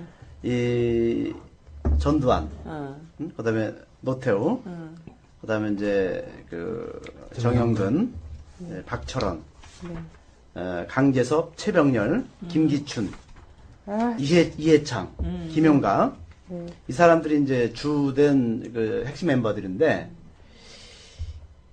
이 노태우 당선을 위해서 가장 앞장선 사람이 박철원이거든요. 예. 박철원이가 월계수회 회장이었어요. 예. 근데 이 박철원과 그러니까 전두환 세력은 하나에, 예. 그리고 월계수는 노태우 세력인데, 이 하나회와 월계수가 이 사건의 핵심 수사 팀들이었습니다. 네네. 당시 그 박철원은 안기부장 특별보좌관이었고, 네. 사건 당시에. 네. 참, 월계수는 어쨌든 87년에 우리가 대선 거머쥐고 월계관을 쓰자 이러면서 그렇죠. 만들어놓은 예. 그 노태우의 최측근들로 네. 만들어진 회였어요. 예. 그래서 결국 이거는 가장 이득을 본 사람들이 만든 아까 이제 무지개 공작에서도 밝혀졌고 김현희의 남자들을 통해서도 보여줬듯이 정말 이 대선에 가장 써먹기 위해서 활용된 이 그렇죠. 하나의 사건이다라고 이야기하고 또 하나 이런 이야기도 있어요. 한미일의 학자품이다. 그러니까 당시에는 예. 그 뭐 한미일 삼각 군사 동맹, 예. 레이건 보수 정권부터 예. 80년대 일본의 나카소네 정권, 전두환 이런 삼각 커넥션과 밀접한 연관이 있는 것이죠. 예, 그래서 그 부분에 대해서 당시에 국제 정세가 85년 고르바초프의 등장 이후에 뭐 소련이 당시에 일방적으로 신대 땅터를 주도했지 않습니까? 네. 뭐 일방적으로 유럽에서 그 중거리 핵미사일을 일방적으로 감축하기 시작했고, 이런 이제 세계적 대땅터 이런 그 분위기 속에서 이 사건 한 해 전인 86년도에는 고르바초프가 이 연해주의 블라디보스톡에 날아와서 블라디보스톡 선언을 했거든요. 이 극동아시아에서도 군축을 일방적으로 제한했단 말입니다. 네. 이런 이 화해 조성 분위기는 결국 미국의 동아시아 패권의 기본인 이 미군의 주둔 이런 부분에 심각한 영향을 당시에 미쳤을 거라고 저는 확신하는데 네. 어쨌든 이 사건으로 대소 전진기지로서의 남한 역할을 했다는 남한의 주한미군의 이런 대상을 북한의 호전성을 이미지를 강화시키가 그러니까 결국 보니까 주한미군의 주둔의 명분을 더 강화한 거죠. 그래서 미국이 또 이 사건과 관련해서 사실 언급을 굉장히 절제합니다. 절제하면서도 뭐라고 하냐면 북을 테러 지원국으로 지정했죠. 지정을 해버리잖아요. 그러니까 사실 이제 이 80년대 이 신대땅 때 80년대 말 등장 이제 고르바초프의 등장으로 만들어진 이때 이 주한미군의 명분이 그 전에 주둔 반소 소련의 남하를 막기 위해서. 그런데 이 이후에 주한미군의 주둔 명분은 북한을 막기 위해서로 변화되는 이 시점이 바로 칼기 사건에 있었다. 칼기 사건이 88년 1월 15일에 수사가 발표됐지 않습니까? 미국은 딱 5일 뒤 마치 기다렸다는 듯이 1월 20일 테러 지원국으로 지정했거든요. 네. 그렇습니다. 그래서 테러 지원국 지정 문제가 지금 2000년대까지도 계속해서 얘기가 되는 것이 실제로 사실 확인 여부나 사건의 실체가 되지 않은 이 칼 858 사건 이걸 갖고서는 북을 테러 지원국으로 딱 설정을 해서 그때부터 계속해서 이제 혹시나 이제 북방 정책이라든지 노태우가 북방 정책을 쓰면서도 군사적으로 정책으로 풀릴 수가 없었던 게 바로 이런 장치가 있었던 거거든요. 북을 고립화시킨 북방 정책이었거든 당시에. 네. 이게 이제 아까 한미일 네. 삼각 동맹을 얘기했는데 이 사건이 나고 나서 88년도 네. 2월 16, 17일 날 네. 유엔 안보리에서 네. 우리 한국하고 일본이 대북 규탄 결의안을 채택을 하도록 안건을 올렸어요. 네. 근데 그때 그것이 부결됐습니다. 네네. 왜 그러냐? 다른 모든 나라 참가국들은 증거가 불충분하다. 네, 증거 불충분이었죠. 그래서 이게 다 부결시켰는데 유일하게 대북 규탄 결의안 통과를 찬성한 나라가 한미일이었어요. 그 당시에 미국은 레이건, 네. 냉전의 전사, 네. 그 다음에 일본은 나카소네, 네. 그리고 한국은 노태우. 네. 18개국에 참여했어. 네. 결국 주한미군의 지위를 보장하기 위한 명분, 그 삼각동맹을 유지하기 위한 그렇죠. 명분이 필요했던 거. 그래서 결국 칼기 사건과 북한의 테러 지원국 지정으로 이어졌고, 북미 간의 이제 대결은 날카로워지고, 그렇죠. 한반도 평화 안정은 위협에 더 빠지고, 남북 대결은 더욱더 격화되고, 이런 과정으로 간 거죠. 그런데 어쨌든 국제사회가 보기에도 이 사건 정말 논리적으로 이해가 안 되는 사건이었던 그렇죠. 거예요. 보통은 유엔 안보리나 이런 데서 북에 대해서 뭐 규탄 결의문 뭐 이런 거 하는데 다 통과되는데 이때는 안 됐던 거예요. 글쎄 17개국인가 18개국. 논리적으로 이해할 수 없죠. 저희도 못하는데. 그런데 한미일 빼놓고는 나머지가 반대를 한 거지 않습니까? 이게 증거가 없다 이러면서. 어쨌든 이 남북이 사건으로 또 싸웠대요 거기서. 네. 개싸움을 했죠. 어쨌든 이 사건으로 이익을 본 자와 손해를 본 자가 극명하게 갈라지지 않습니까? 당시 투표율이 이 사건이 있고 89% 정도 됐다면서요. 아, 참 비극적이다. 예. 그러니까 다 뛰어나와서 우리 또 그 소위 말하는 적화 통일 될까봐 우리 시민들 놀래가지고 뛰어나서 다 투표했나봐요. 조선일보가 150만 표의 반사 이익을 당시에 민정당이 봤다고 하는데 그렇게 보도되지 않습니까? 제가 이제 미국에 있으면서 네. 4년, 그러니까 3년은 이제 3억, 해외 3억과 1년은 안식년을 했거든요. 네네. 그래서 제가 안식년 1년 동안에 네. 이 사건에 관련된 네. 자료, 미국에 갖고 있는 자료를 네. 다 봤습니다. 안식하시려니까. 영원한 안식을 위해서. 네. 그래서 미 국무부 자료도 다 받아냈고, 그다음에 예. CIA 자료도 다 받아냈어요. 네네. 얼마나 이거는 한 처음인 거죠. 앞으로 그렇죠. 계속 나오겠죠. 예. 네. 그래서 이제 근데 그 올해 6월달인가 7월달에 조정동 이쪽 네. 언론에서는 미국 국무 자료가 새롭게 우리가 공개된 것처럼 발표했는데 그건 제가 다 갖고 있는 자료입니다. 이미 우리가. 근데 그것을 저희들이 다 분석해 본 결과 한국 안기부의 수사 발표문 내용을 영어로 번역한 것뿐입니다. 아무것도 없습니다. 새로운 거 아무것도 없습니다. 그리고 만일에 그 미국 국무부 자료가 새로운 것이 있다면 이게 더 문제가 되는 거죠. 아이고 허무해라. 그럼 왜, 그지? 그럼 지금까지 왜 우리나라 정부는 그 미국이 갖고 있는 새로운 정보를 응? 왜 발표하지 않았냐? 보통 새로운 정보가 있는데. 나올 수 없는 거죠, 자료가. 무슨 새로운 자료가 나옵니까? 그건 있다 하더라도 지금은 공개를 못하죠. 미국이 현재 근데 너무 슬프다. 그러니까 직접적으로 말하면 이거 아니야. 대통령 선거를 위해서 노태우를 당선시키기 위해서 아무 죄가 없는 자국의 국민들을 그렇죠. 마이움이라는 빠가년을 시켜가지고 희생시킨 거죠. 1,몇백만 원을 들여가지고 공작하고 죽였다. 이렇게 하면은 너무 우리 역사에 너무 큰 슬픔이 되고. 그리고 나는 너무 그때 그렇다. 그 태운 사람들 있잖아, 노동자들. 네, 노동자들이 많이 탔어요, 대부분. 그리고 항공기 원래 조종사나 이런 분들도 다 좀 이렇게 승무원들도 대한항공은 어떻게 설정했을까? 그 당시에 그 기장, 이 사고기 기장은 퇴임하신 분인데 다시 채용된 거고 임시직으로. 그다음에 그 당시 이 칼 858기는 2달 후면 퇴역하는 비행기입니다. 그걸 띄웠어요. 부기장도 정식 직원이 아니고 이제 이 조종사 자격증을 이제 획득해서 채용 예정인 임시직이었습니다. 네. 인간으로서 그렇게까지 할 수 있을까? 그래서 나는 죽을 사람 명단을 뽑아놓은 거 아니야? 뽑은 거는 다름이 없잖아요. 비행기가 2번이나 동체 착륙한 비행기거든요. 네. 비행기가 한 차례도 동체 착륙하면 그 뭐 엄청난 충격을 받고 이미 폐기 수준 아닙니까? 그런데 75년에도 77년인가? 75년 동체 착륙했고 그 이전에 박정희 당시 대통령 전용기입니다. 하다가 민간으로 이제 이양받다가 운항하다가 한번 동체 착륙했고 87년 그해 바로 사건 2달 전에 9월 2일 날도 서울 제주 김포로 이제 항해하다가 김포공항에 또 불시착. 아니 두 달 뒤에 진짜 그렇다면은 비행기까지 돌린 거잖아. 수리해가 2달 뒤에 진짜. 그러니까 이 비행기는요. 제가 아는 상식으로 국내에서 그러니까 해외에서 해외로 띄우다가 이게 노화가 되면 국내로 띄웁니다. 네. 근데 이 비행기는 거꾸로 됐어요.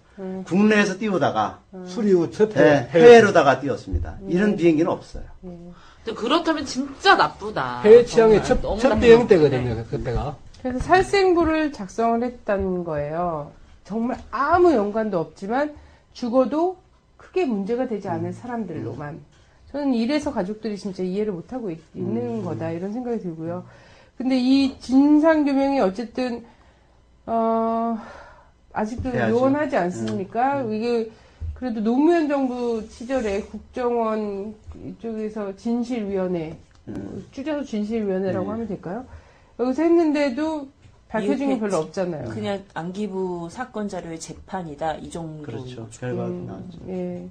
그래서 실제 뭐 김현희 진술과 관련해서 몇 가지 이런 것들은 있지만 오해와 뭐 이런 소지는 있지만 그렇지만 뭐 좀 수사가 부실했다. 예, 부실했다 그렇게만 얘기하고. 그러나 당사자인 김현희를 한 번도 면담조차 안 했는데 어떻게 결론을 내릴 수 있겠습니까?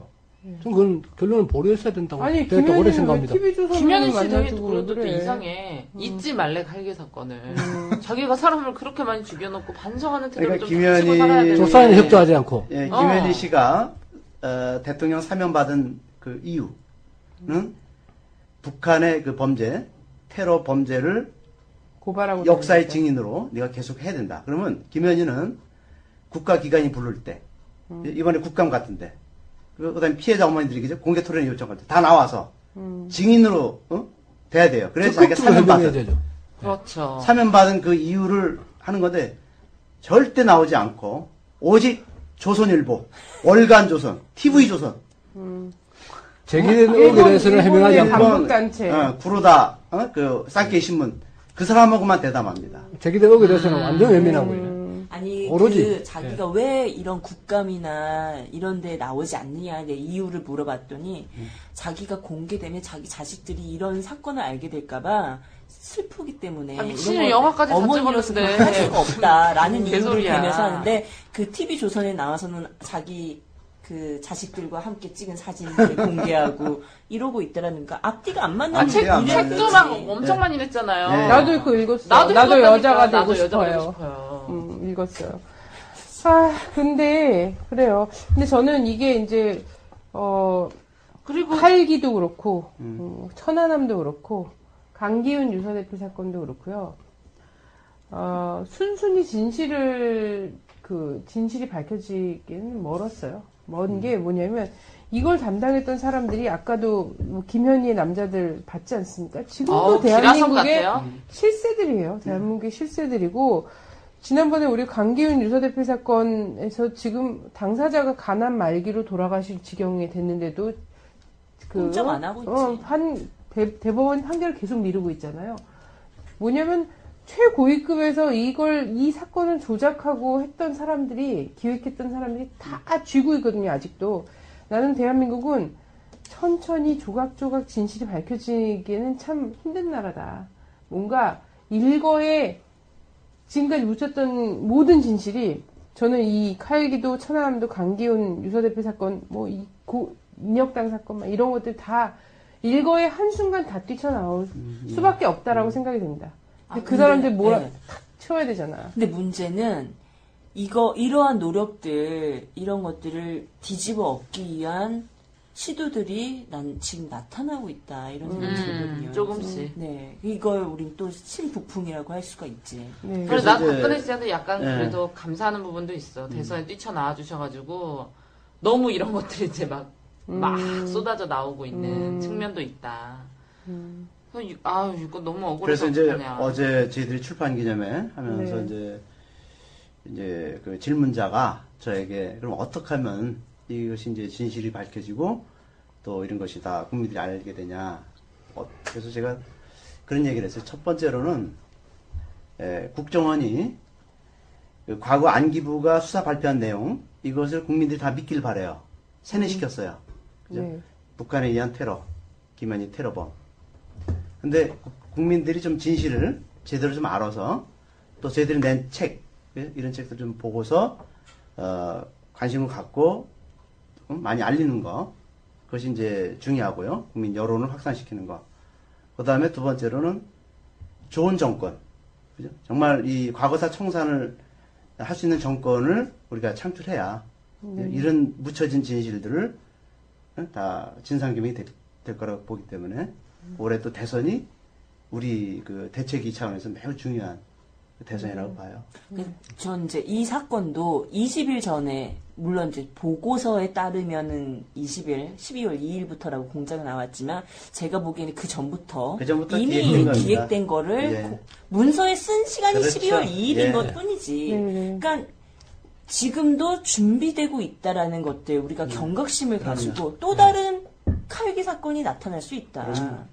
이걸 우리 이제 잘 봐야죠. 그러니까 과거에 이러한 사건들을 정리하지 않고 우리가 가기 때문에 계속 반복되고 있어요. 네. 또 반복되고. 그래서 이것은 청산시키면 청산시키고 그렇게 넘어갈 때 또 다른 희생자가 나오지 않는다는 것이죠. 근데 이 사람들이 진짜 통일되는 거 두려울 거야. 내가 가만히 생각을 해봤는데 만약에 통일돼가지고 북한 사람들이 아무도 김현희 모른다 그러면 어떡해. 그러니까. 이미 모른다고 했는데 뭐 근데 이제 직접적으로 듣는 거잖아. 정말 증거를 댈 수가 없잖아. 그녀가 얘기했던 게 다 뭐야? 없어. 막 그 거리가 없고.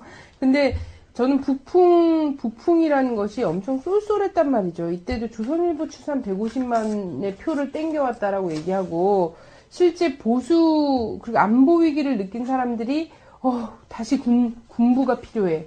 군부 정권이 필요해라고 하면서 89%, 거의 90%가 대선 직선제 투표를 하고, 이런 게, 이게 얼마나 쏠쏠한 남는 장사예요. 예, 근데 그래서 이 북풍에 대한 미련은 도저히 못 버린다. 못 버리죠. 그래서 사실 2010년 지방선거 직전에도 천안함 사건 이런 거 터져줘서 그렇죠. 그게 나왔지 않습니까? 무구회라고 이명박의 네. 친구들 있어요. 무구회라고. 그게 뭐 하는 데인지 모르겠어. 먹으로 뭐 하나? 그러면 입 쳐닫고 여기서만 떠들어라 이건지 모르겠는데 무구회라고 이제 월계수회처 같은 거죠. 청와대 내 사조직. 예. 청와대 내 사조직인데 여기가 이제 수요일마다 모여서 떠든 것 중에 천안함 사건 즈음에 어떤 얘기를 했었냐면 이런 사건이 선거 전에 터져주면 국지전 정도가 터져주는 건 뭐 좋을 수 있다. 이런 얘기를 무구회에서 했거든요. 근데 그게 이제 최근에도 막 얘기가 돼서 발표가 되고 막 뉴스에 나왔는데 금방 뭐 언론에 쫙 내렸습니다. 이런 것처럼 그때 6.2 지방선거의 절박한 심정과 지금 2012년 12월 19일 정권 재창출을 해야 되는 이 상황의 절박함은 비교할 수가 없다. 그러면 지금 이 사람들은 뭘 궁리하고 있겠는가요? 이 87년 11월 12월에 칼 858기를 뭐 예전부터 기획을 했든 아니면 절호의 기회다 이러고 박수를 치면서 쫙 해서 마유미라는 사람 등장시키고 국민들한테 사실 총 쫙 겨누고 니네 나 안 뽑아 이런 것나 마찬가지라면 지금 2012년 12월 19일 대선 또 이 사람들 얼마나 절박하겠어. 아니면 제가 보기에는 그래서 나타날 수 있는 사건이 이미 공중전에서 한 번 했고 해상전에서도 한 번 했잖아요. 육지에서 뭔가 벌어지는 거 아닌가? 난 걱정돼 죽겠어. 그래갖고 우리는 국민들은 그거에 완전 곤두세워야 된다. 지금 새로운 북풍이 날 수 있다. 이 칼 858기를 우리가 지금 얘기하는 거 NLL을 다시 보자 NLL 하는 거 요즘 이게 막 또 기순 사건 이런 거 되게 많잖아요. 요즘 뭐 어처구니가 없더라고요. 막 이런 노크하고 막 이런 사건들 계속 1년의 분위기로 쫙쫙쫙쫙 나타나는 게 그러니까 의심스럽죠. 초기에 이거 완전 초기예요. 올해 초에 박한현 선생님이랑 저랑 이제 술을 먹으면서 그런 얘기를 했거든요. 박근혜가 대통령 되기 위해서 별 개지랄을 다 할 것이다. 전 그렇게 예견을 했죠. 그래서 그때 예견했던 게 박한현 선생님이 사과를 할 것이다. 일단 사과 퍼포먼스를 할 거다. 근데 그때만 해도 박근혜 씨가 사과할 그런 분위기가 절대 아니었거든요. 당당했거든요. 근데 또 사과하시더라고요. 그래서 저는 얘기했죠. 정수 장학회나 이런 재산들을 사회에 환원할 것이다. 전 곧 할 거라고 생각을 하고 세 번째는 북풍이죠. 네, 근데 이걸로 이런 비슷한 걸로 이명박도 당선이 됐고 노태우도 당선이 됐고 전두환도 당선이 됐어. 자기와 별 다르지 않은. 그렇기 때문에 뭐 우리도 그렇잖아요. 3번 성공했던 걸 안 하겠습니까? 낡은 수법 통하게 하지 말아야지. 그러니까 국민들이 정신 차리고 막 니네 이렇게 해봤자 안 된다 이러면서 이런 진실을 역사적 진실 반복될 수밖에 없는 그렇죠. 이런 것들에 대해서 좀 귀 기울이고 관심 갖고 많이 좀 회자되도록 하고 칼 858 전두환 김현희 그들은 아무 말도 하지 않았다. 이거 좀 사주세요. 12,000원이거든요. 이거 서점에 나와 있을 거예요. 근데 문제는 제가 요번 주에도 지금 서점들 몇 번을 갔어요. 몇 번을 가봤는데 이 책이 전진 배치되지 않는다는 겁니다. 예. 전진 배치는 뭐 여러 대선 후보에 대한 것들 있잖아요. 활짝 엄청 크고 한쪽 두 장에 그러니까 한쪽에 담아야 될 거 한 3장 4장에 담으면서 이렇게 해놓은 책들이 있어요. 그런 책들이 막 쭉 전진 배치돼 있고요. 이 책들은 지금 신경 써서 찾아 읽어야 되고 주문을 하셔야 합니다. 그래서 칼 많이 858 전두환 김현희 그들은 아무 말도 하지 않았다. 저자를 다시 읽어주세요. 출판 사람. 김정대, 서현우, 신성국 공저입니다. 나이테 미디어. 신부님 근데 기도 좀 많이 해주세요. 진짜. 이 칼기 폭발사건 진실이 밝혀지고 그런 일을 한 사람들은 불구덩이에 죽어가게 해달라고 그렇게 빌어주시면 지옥에 가도록. 네, 지옥에서 아주 철치를 맞도록. 기도 못하실 것 같아 그거는. 저는 가끔 하거든요. 저는 이제 천주교나 이제 기독교는 아니지만 뭐 가끔 이제 열받으면은 그런 기도를 해요. 불구덩이에서 고통받다 죽어가게 해달라고 막. 김현희 씨가 이 거짓의 어둠 네. 속에서 이제 본인도 불안하고 네. 또 늘 그죠? 그 그늘 속에 살고 있어요. 빛이 아니라. 그래서 네. 김현희 씨가 자기 양심을 선언한다면 네. 어머니들은 네. 그죠? 정말 김현희를 다 용서하고 화해할 그런 자세를 다 갖고 있어요. 그런데 김현희 씨가 아직도 그걸 못하고 있던 게 안타깝고. 근데 문제는 김현희를 지금까지 보호해오고 막 이런 그렇죠. 보호한 것처럼 비호. 하는 비호하는 것처럼 한 사람들이 김현희 씨를 죽일 수도 거죠, 있다는 거예요. 죽일 수도 있다는 거. 진짜 정치적으로 죽일 수도 있지만 생물학적으로 죽일 수도 있다는 거예요. 그 공포심에서 할 수가 없는데 저는 그래서 잘 살아남으셨으면 좋겠고요. 세상이 꼭 변화된 그때라도 나와서 진실을 꼭 낱낱이 밝혔으면 좋겠다. 이런 2003년 12월에 김현희 안녕을 바란다라는 우리 연희동에 가서 전두환 집 앞에서 우리 항의하고 할 때 그때 슬로건을 내걸었죠. 네네 그렇습니다. 하여튼 그래서 자 올 대선 전에 제발 이처럼 비극적인 일이 벌어지지 않도록 우리 모두가 좀 촉각을 곤두세우고 그랬으면 좋겠습니다. 오늘 잘 너무 감사합니다. 고맙습니다. 감사합니다. 치토코어.